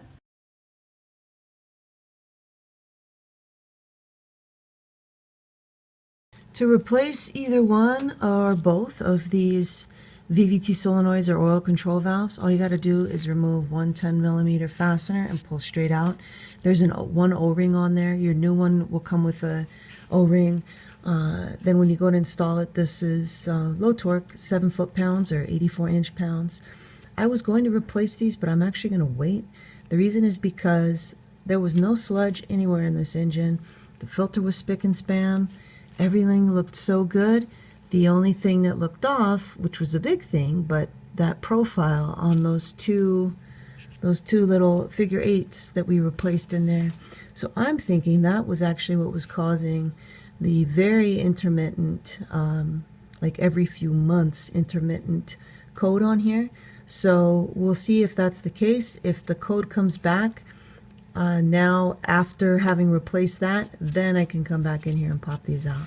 So this one, if you are in here and you just want to get it done with, so to speak, because you do have to take the plenum off to reach this one, you might decide to do that at this time. These aren't cheap though, and you don't want to get cheapo ones. You want to get either Toyota, I think ASIN might be the maker on these, or Denso, I'm not positive. I'll let you know if I find out any info on that, but don't come in and pull out a possibly good original Toyota oil control valve and come in with some cheapo eBay or Amazon control valve thinking that you solved the issue because you may have accidentally introduced one. So when at all possible, if you can do things sequentially, do it that way. This is a good time to do your spark plugs, obviously. Let's take a look down here. I'll refer you to my other video on that. Go to the pinned comment and I'll link a time-stamped thing, so you can just click on the link and it'll bring you right to the part of another video where I show this and I show the tools that work to get back here. It's really straightforward. It's a 5/8 or I think 16mm spark plug socket. I recommend the TEQ TP80546, I think is the number on it. And you just get in there, spin them out, replace them. All the info for the replacement plugs is in that video. And then you torque them down to 13 foot-pounds or 156 inch-pounds. And the change interval on these is 120,000 miles. So they're a little bit of a pain to get to. But the good news is once you get to them, you got, gosh, a lot of life out of them, which is why these are not getting changed here. We'll get this banjo bolt back in here. Now, it does look like I would probably have enough room to put the filter on the banjo bolt and put it in, but what I'm worried about is that I might accidentally drop that because I'd have to come in at this angle, and the way the filter fits on there, it's not super duper tight. So as you already saw, we already installed the filter. It's dead center in there because we used the bolt to install it, so you can have a look at yours and make sure you see your filter in there. There it is. You can see the filter in there, right where it needs to be. So what I'll do instead is just leave that in there, and then I don't have to worry about dropping it. And then the other thing that's tricky is not knocking as you put it in, not knocking the filter off while you're trying to pass it through the gasket, because we're going to need a gasket here and a gasket there. Double check that you got both of your gaskets. If one of them's missing, then it's stuck somewhere. It's either stuck to the valve cover here or to the inside or outside of this pipe. So let's grab our new gaskets and our banjo bolt. I've got a towel down here just hopefully to catch the gasket if I happen to drop it. Hopefully I don't drop it, but I got pretty bad grip. So I've got my new gasket, the outside one there. This one I'm going to hold on to with the pliers and try to pass this through without dropping it. Let's see.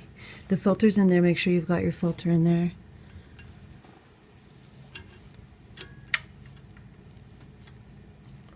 Okay, I can let that go now. And then move this until I catch on here. It works a lot better having that fastener free that holds this. You can move it a lot better So I will go back in the video and add that, because I didn't have that undone when I was taking this out, and it works a lot better to have it undone. Okay. Alright, now we'll torque this down. That's going to be 48 foot-pounds tight. Again, make sure you got both gaskets on there. Gasket, pipe, gasket, bolt. And make sure you got your filter in there. That's a 17 millimeter. Get this torque down here. It's tight. There it is. Now I'll go down there and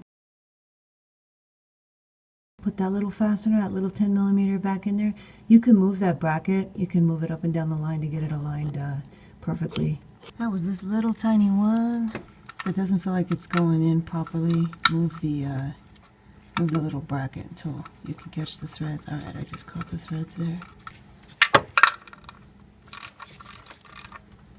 That'll do it. And now we get that cover. These are the two fasteners for that cover. They are interchangeable. So you'll just get the cover back where it needs to be. Something like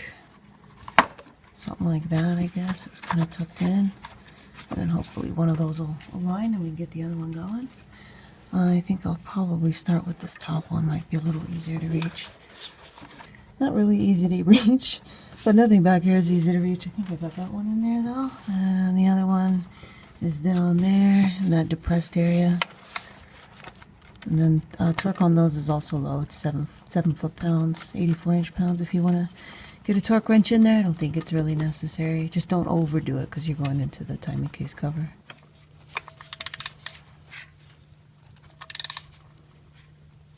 That's good. That's good. Next we had this ground wire. I taped all mine together. That's what it looked like there. That's the profile on it. Went back here like this. That is a 10 millimeter. I couldn't find a torque value on that on my first inquiry, but if I find one, I will put that up on the screen during editing. It's a ground wire, so it needs to be tight, but it's going into aluminum, so it doesn't need to be crazy. Now we had a bracket here, here, and here for the wiring harness. That's the one that I took off after I had the valve cover off. I made that alignment mark there, and my mark is still there. The other two brackets are the same. One had the bolt and went there, and then the other had the nut and went down on the stud. The other one was down here.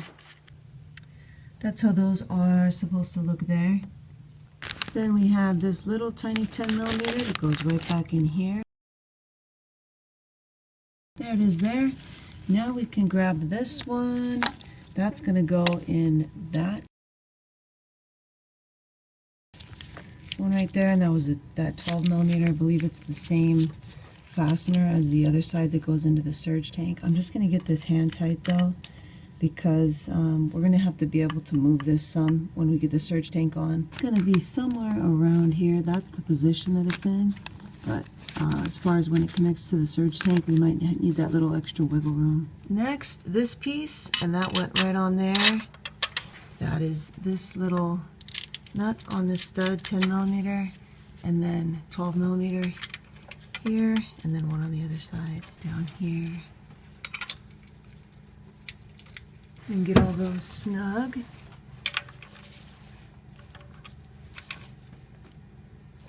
Okay, now we'll get the igniters back in, check every single one, and make sure that you see the spring in there. See, I'm looking in the boot there, and there's that spring. If that spring is not in there, that means it's in the hole. So you want to make sure that you pull that out and put your boot back together. Pull this boot off and put that spring back in place before you go putting it back in. The only time that really happens is if you've got cheapo aftermarket coils. These are a Denso Diamond Electric. These are Toyota coils. So these are the good ones. They typically don't fall apart. But what you can also do is put a little dab of dielectric grease on there on the inside of the boot, and that'll help it from sticking too. I've checked and prepped all my coils. We're good to go, so you can drop these back in. They can go wherever. You don't have to put the same one back in the same hole. This one was kind of like that. With the, you do want to make sure that you're lining this up with the hole, but you can always spin it. So this one, kind of like so. And then this one kind of like so, and then just push them down into place. Those are the fasteners, 10 millimeter, and the torque on this is very low. It's just 7 foot-pounds or 84 inch-pounds. And you don't want to overdo it on the tightening on any of these. These are not very tight. Don't want to damage the valve cover. Shown next is a clip from another video on how to replace a broken Ignitor connector. Skip ahead to the 2 hour, 3 minute, and 25-second mark to continue with the repair. I'm going to take this tape off and pull this out, and I'll show you how to replace the plastic part on the connection. That there is the part that I broke off, that tab. It's really, really easy to break them. And so Toyota sells just this plastic part here. I'll put a part number up for that, and that's a good option. It's more economical, but admittedly lower quality. To go with this,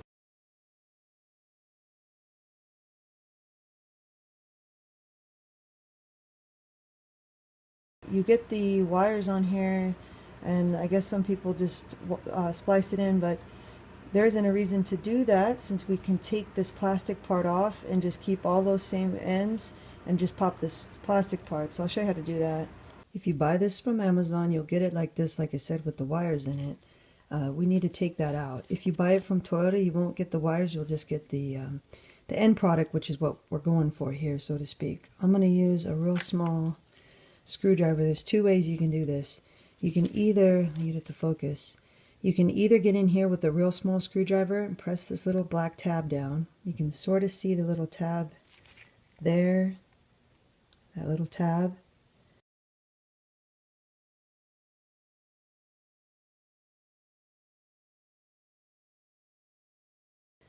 And if you're lucky, you can do it without removing the white thing, or you can do it with removing the white thing.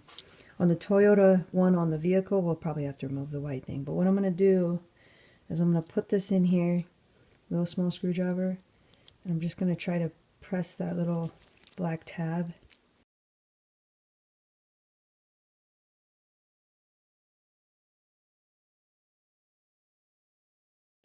Down, and see how as I'm pressing it down, I'm turning the screwdriver up, and that's pushing the wire out. If you get it right, it'll push the wire out. There it goes. Okay, so to show that again, going in there, that little tab, you'll see this a little detail later. If you get it right, you can push the tab down and then push the screwdriver up at the same time. The same here, same deal here. Get under, and they're easier to remove on the Amazon connectors than they are on the Toyota ones in the vehicle. So go in here, there it is. Now we can just pull these wires out. We don't have to keep track of these wires since we're not going to be reusing them. And I'll just pull all these out and I'll show you what we were kind of doing in there. The little black tab, which is down. Okay, see how those little black tabs are? Those ones we moved down, you can see how they kind of move back up. What those were catching on was that bottom there, that opening.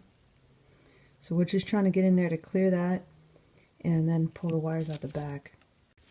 Now the other way you can do this, if on your connectors you can't get a little screwdriver in there, is to pop the white thing out, which is what we're going to have to do on the vehicle anyway, because the original Toyota ones are built a little better than these. Just you can go in there, but sometimes it's a little too much. You're just scraping, just trying to get a bite to pull this out. It's just held in there with those little tracks there. And then with that out, you can go in with a screwdriver.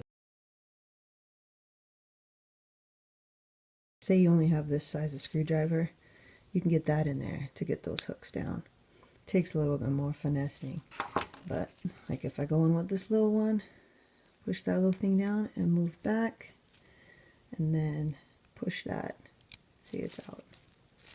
So that's the other way that you want to be able to have as an option. Okay, see that's down.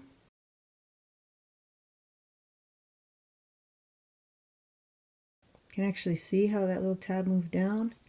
So I should be able to press this out. Yep. Let's try, see if you can see it here. That little tiny tab. Okay, see how it just moved down? And I should be able to press it. Yep. this one here, down, and press it. So that's the other way that you can do it on these connectors. However you end up doing it, you want to, in the end, you want to have this back on here before we install it, so you can see it only fits one way. So if you didn't take it off, you don't have to put it on, but if you did take it off, it just pushes right in place. Now this is what we will use to install. So obviously I'm not going to have any trouble pulling this connector off because it's broken. And we're just going to go in there and do the same thing. So let's pull that white thing off first. Pull this white thing out. Pull it up and out. I'm going to go on the top here. Just kind of dig in. There it goes. Alright, when you get in there, you're looking for that little black thing on the bottom. And when you have it down, it will stay down. That one's not going down. Let's try this one. Okay, that one's down. Oop, it just popped up. Let me try this one. Okay, alright, that one's down. I can push that wire out, alright. And this one, there it is. Push that one out. This is the first one.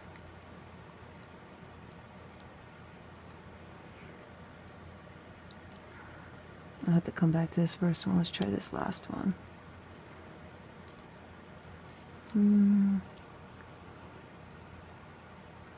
There it goes. Okay. So I got all of them except this first one. Let me try to get in there a little. There it goes. All right. So now I can push these out. See how they're coming out on the back? Grab our new connector. And we're just going to put this new connector in. Same orientation. Like the clip is broken on there, but that's how it goes. So we'll just pull these out like that.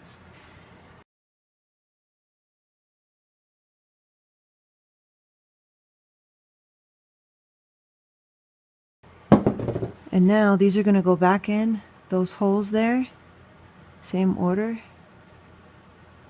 And when we push them in, we'll hear them snap back into those same spots. So let's do it one at a time. Listen for snaps. Oh, let me get them on there a little bit more. Okay, there's one snap. Oh, well they kind of all snapped in at once, but they are in there, you can see, and up there you can see they're connected. I'm going to push them to make sure.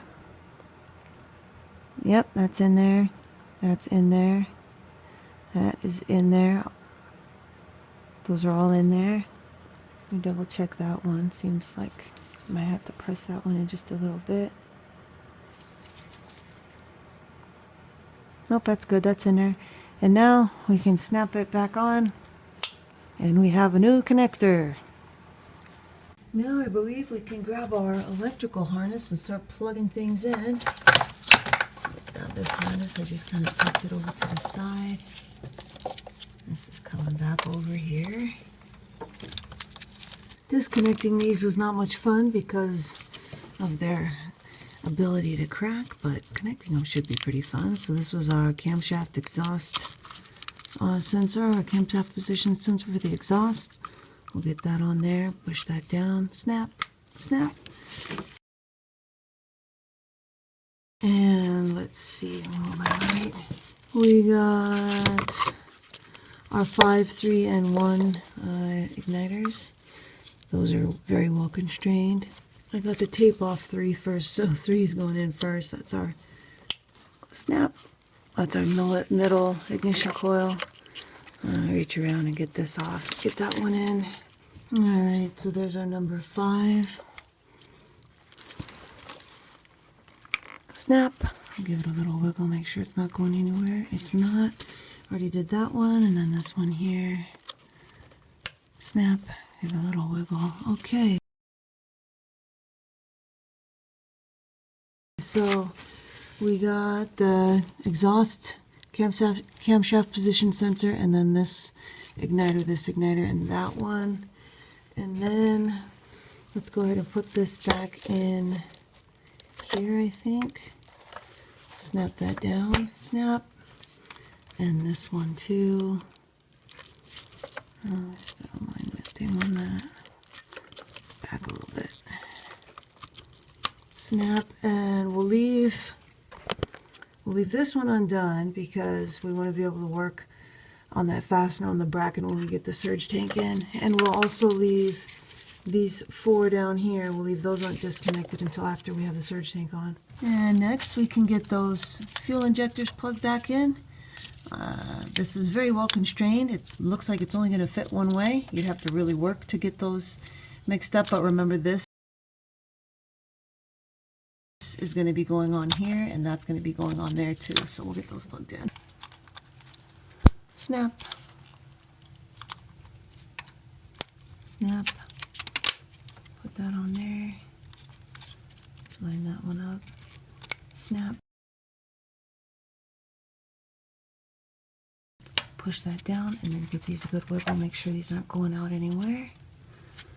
Now this bracket, this was the side that goes into the valve cover back there like that. That's that bolt. It's gonna, I'll show you a little bit better detail, but it goes back there just like that. There it is there, looks familiar. I just have that 12mm in hand tight so that I can still move the bracket some, since we'll have to align it with the corresponding hole on the surge tank. We can move this back that way and we'll get our breather hose.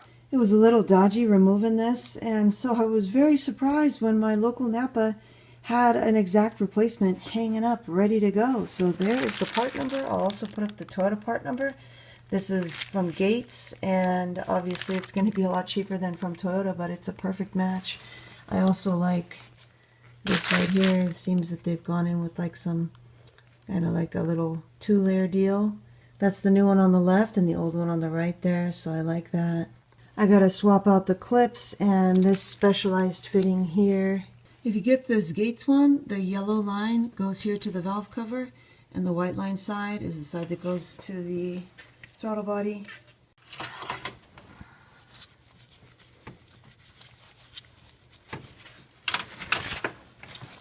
Just a little bit on there.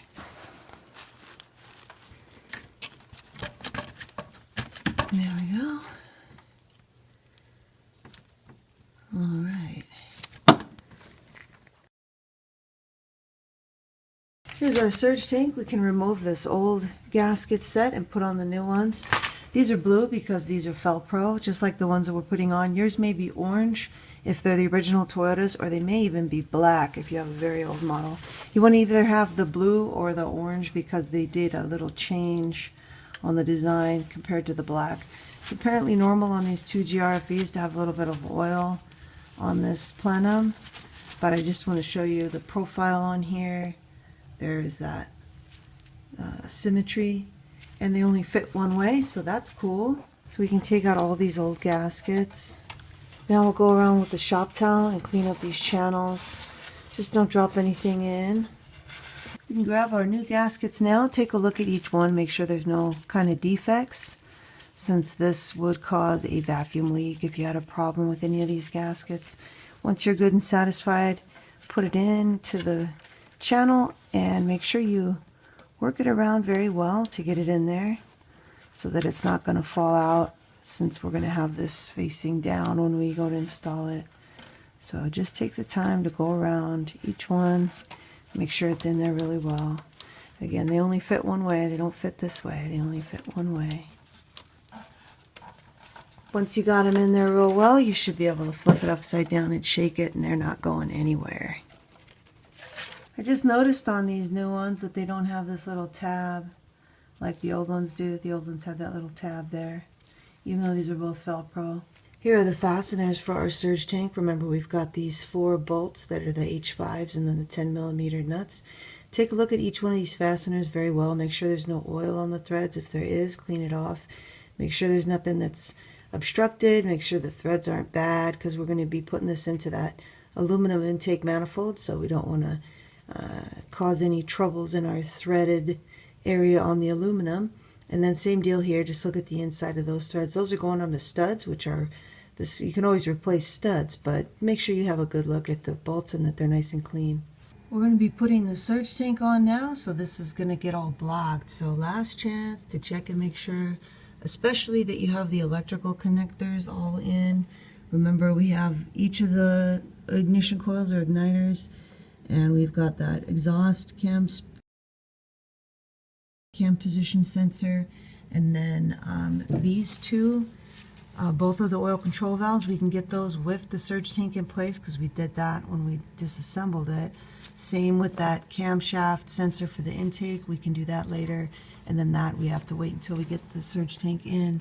The other things you want to make sure that you've got plugged in down here, the injectors. Get those fuel injectors plugged in. Make sure you've got this PVC hose in place, and then the other items were this bracket here, the black bracket there. There was that fastener over here, that little 10mm. I might not be able to see it, but it was under there that held that one there. That one there for the that little plastic harness. And then over here, of course, make sure that you've got this tacked down. You can actually reach that though with the surge tank in place. And then down there we had, behind that cover, we had the one fastener that held the pipe, and then the cover itself had those two fasteners, those two 10mm. So just take the time to make sure that you didn't leave anything back here, and that everything is plugged in, because we're about to block this whole area with the surge tank. We'll get this stuff out of our way. Make sure you're not going to knock anything in here. Remember, however you had it to protect those openings. I had the tape on there. Check these studs here and here. Those are the two studs that the 10mm nuts go on. They can loosen up, and so you can get on them with a an E6 and tighten them up if necessary. Don't tighten them if you don't need to. I don't have a torque value on those, but what I've used in the past was very low, 35 inch-pounds. This breather hose is going to be about like that, kind of in that position there. Obviously, we're going to have to get the surge tank around here, so we just don't want to pinch anything. Just kind of keep an eye on it as you're working in. I'm going to remove my tape here and make sure this surface is clean, that there isn't any residue on it.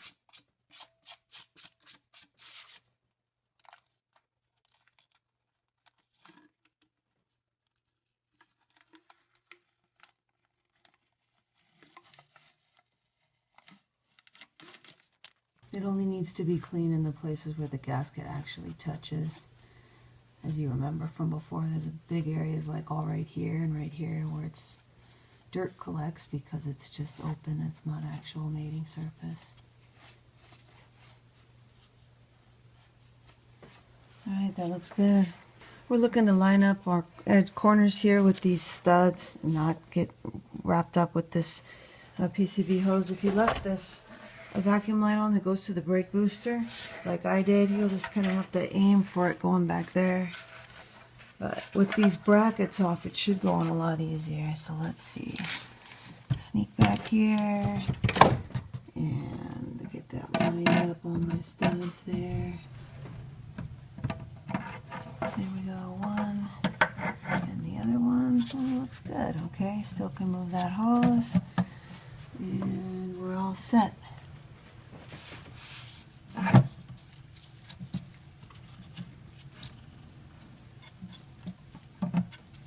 Okay, looks good. I'll get these 10mm. I'll get the 10mm nuts going here first. We're just doing everything hand tight, and then we'll come back, make a bunch of passes in a certain sequence to make sure that we get this torqued down properly.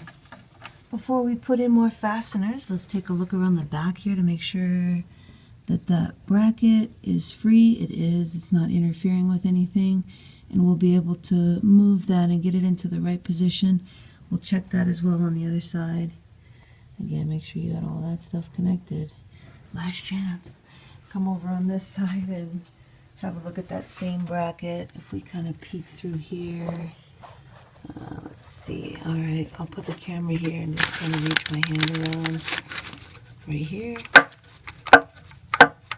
We're going to have to make an adjustment to that. That's good for now though. Alright, we got those 10 millimeters in, everything, like I said, we're just going to keep everything flexible. Just do things hand tight for now. We'll get them placed and not even really tighten them, then go around and hand tighten them and then do some sequences of torquing them. But this is what the sequence is going to look like. We'll start 1, 2. Ooh, that one back there is a little tricky. I might need the magnets for those. Wouldn't want to drop these. Be very careful not to drop these. Okay.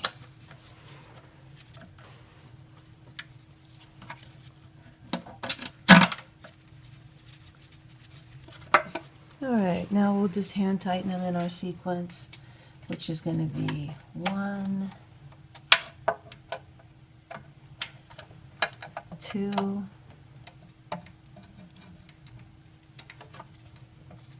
3, 4, 5, 6. Okay, now we'll grab the ratchets. Just go light. Now again, don't overdo it. And as you tighten them and you come back, they will have loosened. So just like with the valve cover. 3,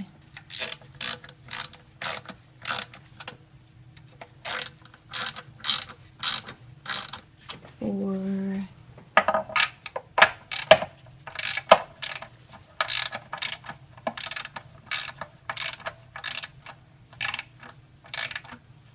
5,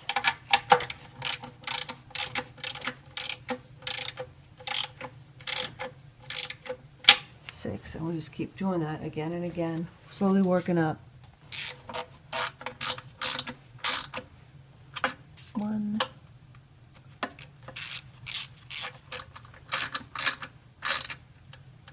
2,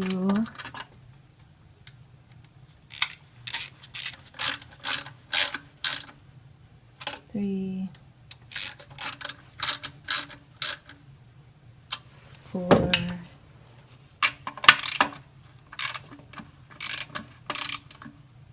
5,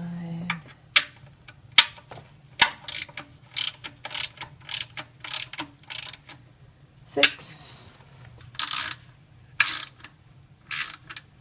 1. This is starting to clamp now. 2,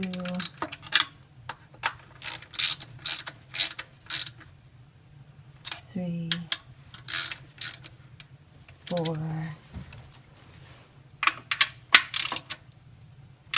5,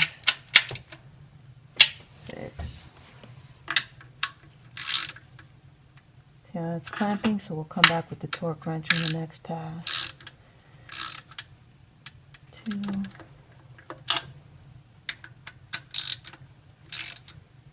3, 4, 5, 6. We'll get the torque wrench. Our final torque on the H5s is 13 foot-pounds or 156 inch-pounds. Final torque on the two 10 millimeter nuts is 12 foot-pounds or 144 inch-pounds.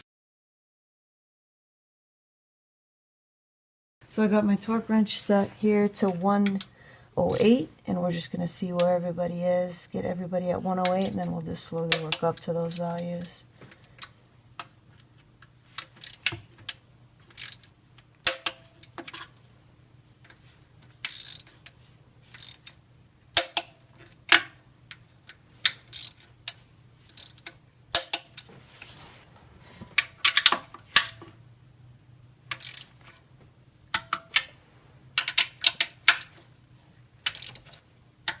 Okay, so everybody's at 108. We'll now go up to, I don't know, maybe 135. 135.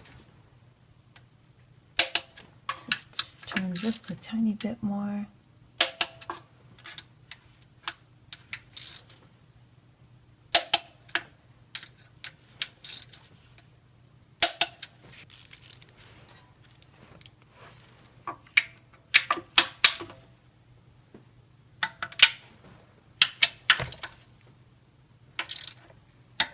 Alright, now we'll do our final torque at 156 for the H5s and 144 for the nuts.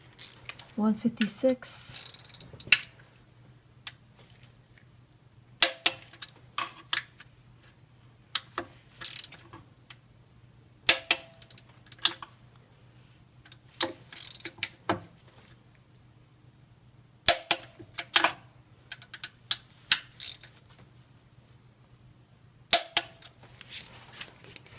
And drop down to 144.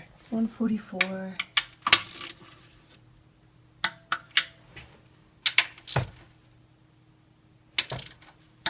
All right. Double check. 156.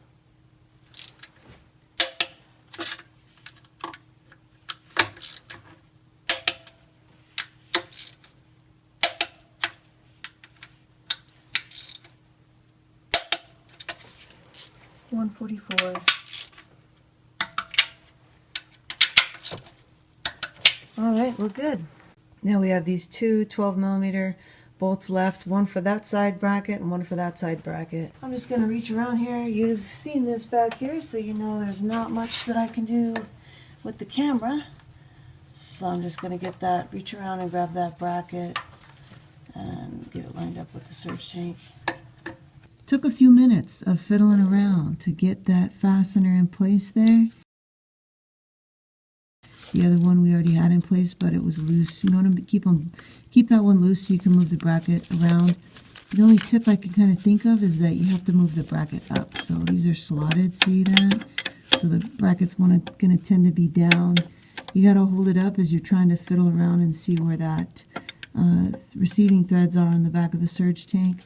But it's in place, it's loose for now. We'll come back with a tool and tighten this in a second. We'll go over to the other side and get that other bracket now. That's the other one that you can't see. I have my arms extended all the way and I'm leaning in over the battery compartment area and looking at the cell phone. That's the only way I can see that, but I'll put an arrow where we got to get the fastener lined up in there. I'm right-handed, and at least I can use my right hand to reach this one. Let's see. Okay, you can actually kind of see it too if you lean your head down and look under. At least you can't see the hole, obviously, but you can see the bracket as you're moving the bracket. Oh, I don't want to drop this. Alright, I just caught the threads on that one. Oh, not so bad. Those are both loose. I'm going to have to figure out a way to get tools on there to tighten those up. If you can get a torque wrench on there and you feel like doing it, torque on that is, I believe that was 180 inch-pounds, 15 foot-pounds. This applies for these two 12 on this bracket and the two 12 on the other bracket. I can easily actually get on that one in the back there, even with the torque wrench with just a shallow 12mm socket. Let's see what I can do for that one there. Surprisingly, I'm actually able to get a torque wrench on that one too. I don't think it's absolutely necessary to have a torque wrench on either of these fasteners. The main thing is you just don't want to go too hard because you don't want to break the plastic in the surge tank or damage the aluminum of the valve cover. I'm kind of surprised that I can also even get back here on that one there. And then there's the other one that's behind it that I got to get to. I'm surprised that I can even get on that one there. Got a bunch of electrical to connect over here too. So this one here that I have labeled VVT exhaust, that's for the exhaust camshaft. If you need to go by the wire color for some reason, it's the one with the red and green wires. That's going to go back here. So here's our first, there's our intake VVT, there's our exhaust. No, the lighting's not great, but it's the best I can do. It's that one there. I'll just plug these in and then show you after they're plugged in. They only fit one way, plug them in until they go snap.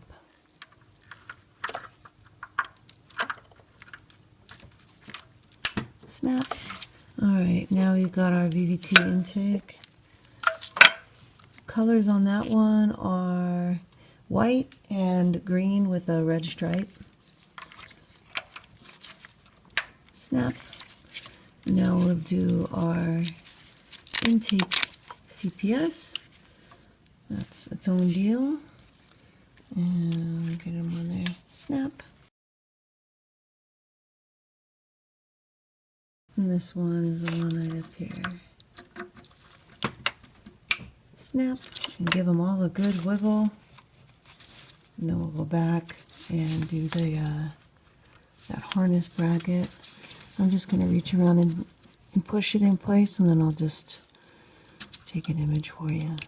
And just clip that in there just like that. Put the throttle body back on. This is the old gasket here that just peels off. There's that alignment tab on the top, and we can use that as a reference on this. It can go in either way, either this way or that way. Just make sure you've got the alignment tab up on the top. Let's get a little bit of this cleaned up.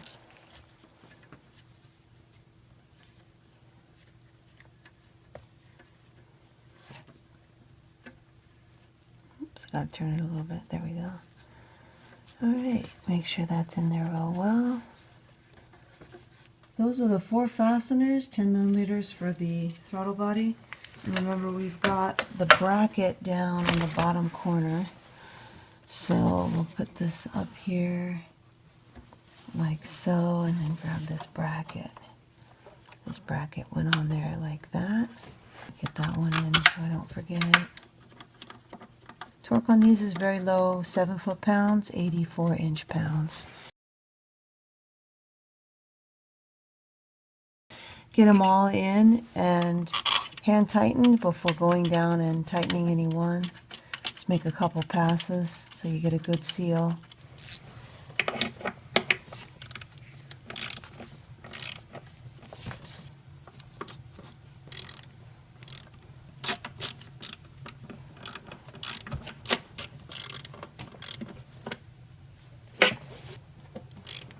Getting close. Right there. Right there. Right there.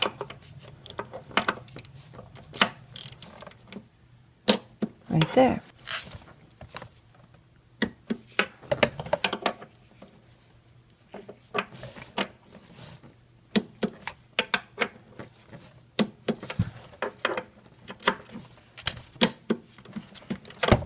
Now we gotta squeeze this accordion piece back in there. I don't have any special tips other than don't lose your patience and use your strength. It does seem to go better maybe a little if you put on the plastic side first, but let's see. Let's see what we can do. You have to be careful and make sure that it's not folding, especially on the throttle body side where it's meeting that metal, because then you'll have an air leak.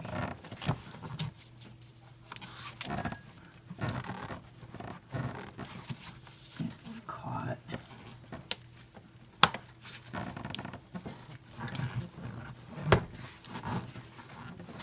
Okay, it might be on that side. I'll have to check. We'll look back at those. Gotta look all the way around, make sure there's no folds. Check this really well to make sure that you are on here with no folds and that you're aligned. And that's aligned right there, and then this is butted up against here.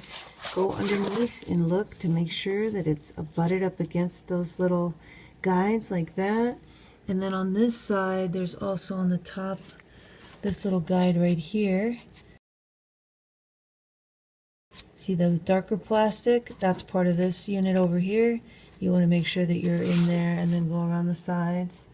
The clamp is loose here, you can see, but go around the sides, make sure that you don't have any gaps, because you'll end up with a bunch of unmetered air.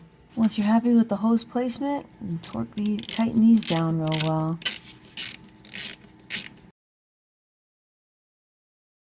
Now we got a whole bunch of hoses to reconnect. I got these 2 hoses that I removed completely from the bay, and then a few of them that are in there. Let's start with this little skinny one here. That's going to go right here. I'm going to leave that blue tape on for the moment. Then this one I took completely out. You see it's got this 90-degree, and on this side it's got that white line, if you remember. This one goes right here with the white line facing up, and then the other side of it, I'll give you a little detail there, but there's a port right here with a white fitting, And that seat's on there just like so. Get that off there. Okay, on that VSV.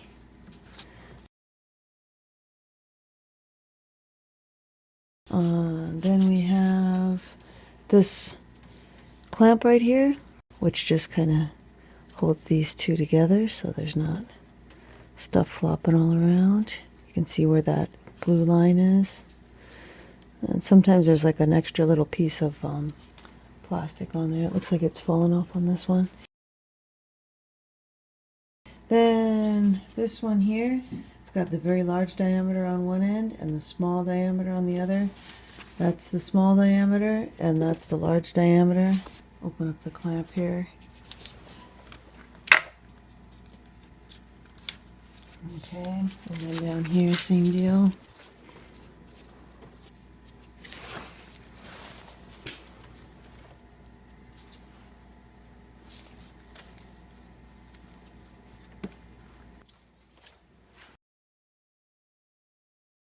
Then we have this one, which ran over the top and goes in this little gripper right there, and that comes into the top of the VSV. And then put the clamp back. Then remember back here, we've got our vacuum hose that goes to the brake booster. It's gonna go right there. Just slide it on and then move the clamp on. There's that clamp back on. And this one here goes in here, and you got to get it past, there it goes, you got to get it past the lip so that it's flush here. You can see that arrow and the white line, and then get the clamp up here. The new hose fits perfectly, the routing's perfect, and it seats well to all the fittings. This is important here. This has got a seat all the way in. If you don't have it all the way in, there'll be a little bit of opening here. You got to push it in. There's a lip inside that it's got to get past, but this is what you want it to look like. As far as engine stuff goes, we just have this connection here for the fuel pump resistor that will connect after we put the cowl back on, but other than that, this is just now the trim stuff and the wipers going on. Almost done. Before we put the cowl on, double check that you did these last four electrical on this side. The intake camshaft sensor, the intake oil control valve, the exhaust oil control valve, and then up here at the surge tank. That's surge tank air control. If you zip tied this harness up here like I did, cut that, because we're going to need that hole. Grab this cowl.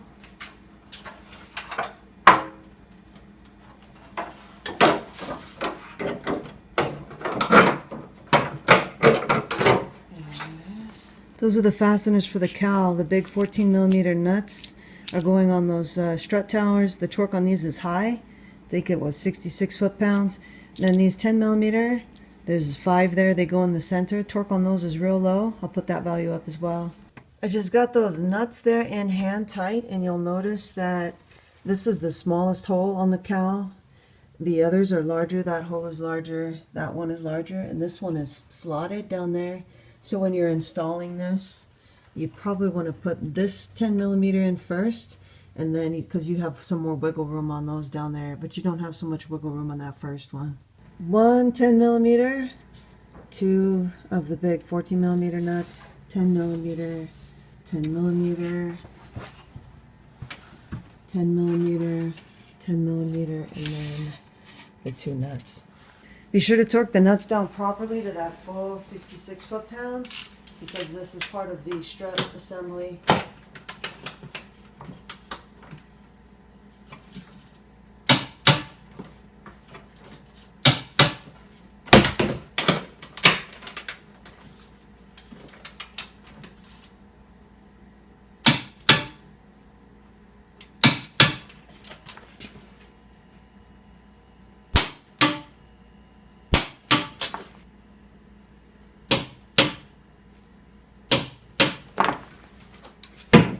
Alright, next we'll plug in this resistor for the fuel pump, this connection here.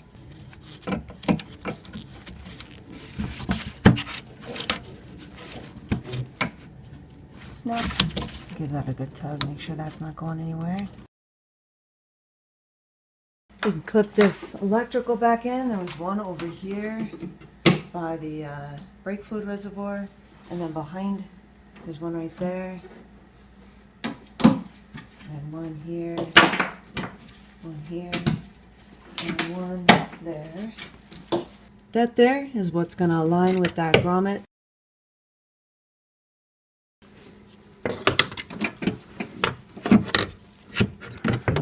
Let's see.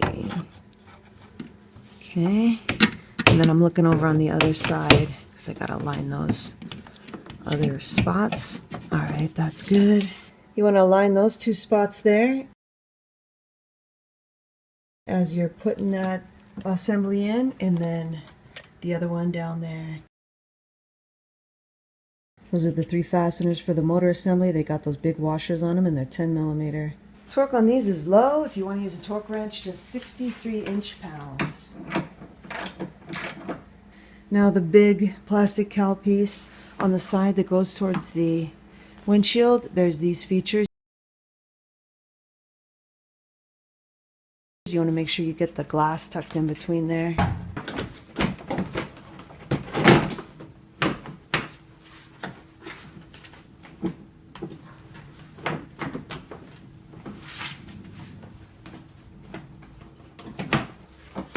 Make sure you have this on the top and the clips on the bottom of the glass, all the way the length of it, and then come under here and just kind of push this in, and then those clips ought to be aligned, and then pop those clips in. Get the clips. This one up here, that's that. Then this one here.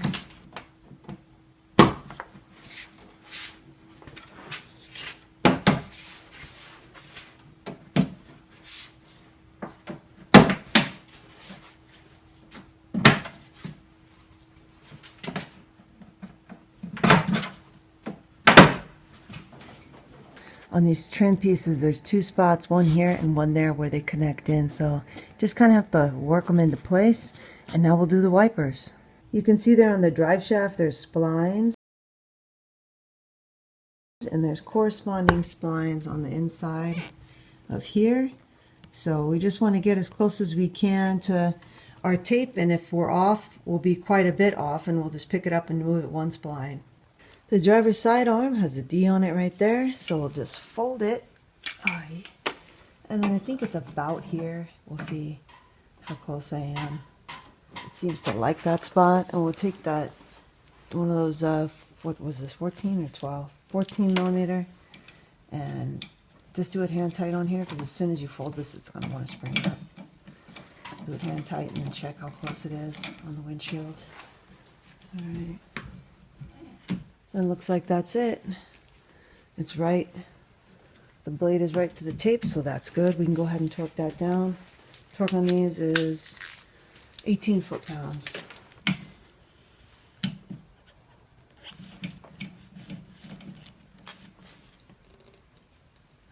There it is.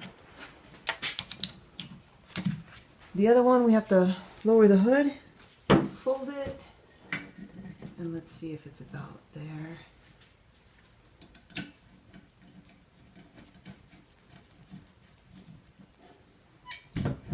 Nope, that's too low, so I need to take it out and move it up 1 spline. Right there, we'll try.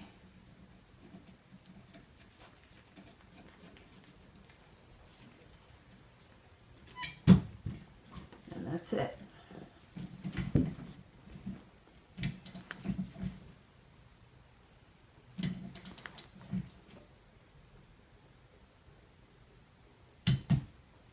There it is. Okay. I almost forgot this. Wiper's on, and now all we gotta do is reconnect the battery and start her up. But let's do final checks before we do that. Starting over here, make sure both of those 10mm for your air hose are tacked down nice and tight.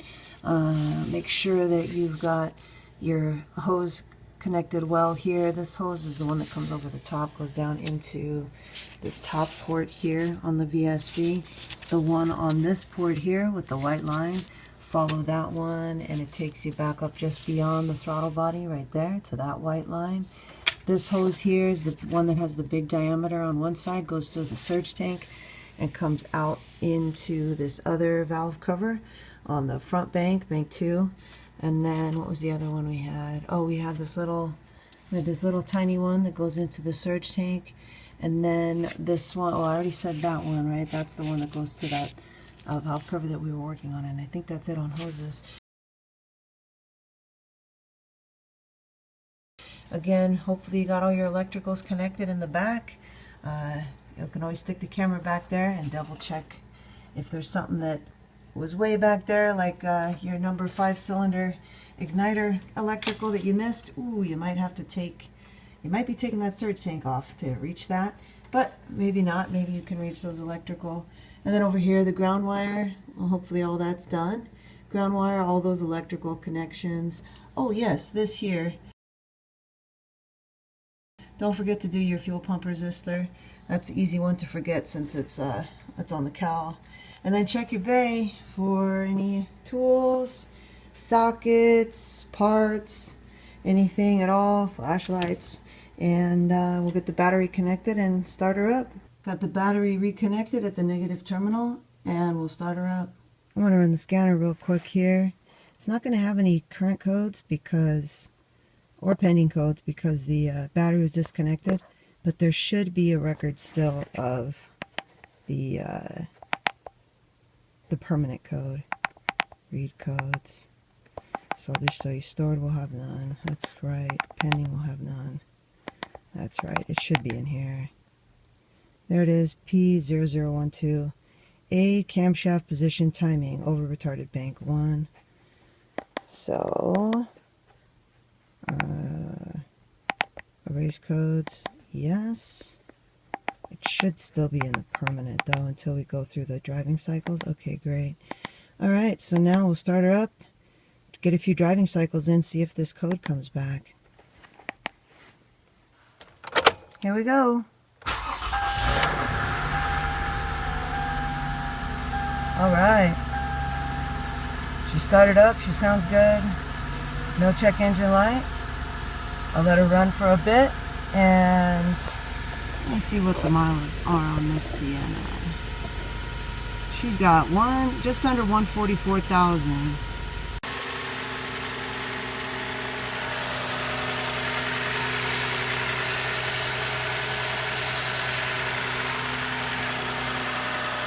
Looks good.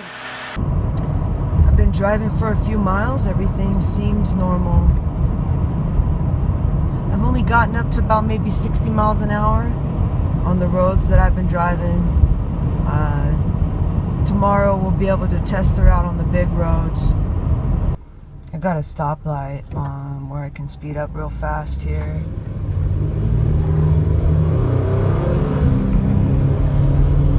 Still getting passed though by these fast cars. She feels fine.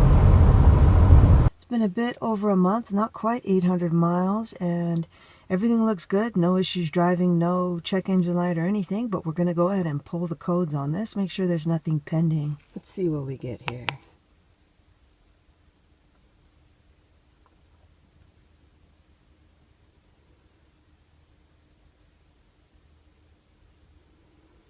Alright, no check engine light. This is the module that it would pop up on, but we'll check both modules. Stored codes, nothing.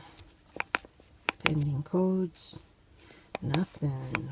Permanent codes, nothing. That's all good news. We'll check our other module. I don't think that stores any kind of engine related codes on it in this one. Nope. Nope. Nope. Alright. I'm hopeful that this indeed is the repair for that highly intermittent timing code. I wanted to share this inspection that I noticed on this original. Look at that in the center. When I bend that, you can see it's got some little cracks in there. And this is just very, very very hard. It's old. As far as I know, they are the originals, and so time is probably the bigger culprit than absolute mileage. We can compare these to one of the new figure eights. You can see that they get compressed in there because that way the valve cover pushes them down into that bearing cap. This one is nice and flexible, but this one is hard, and again, it's got those little cracks there, right there.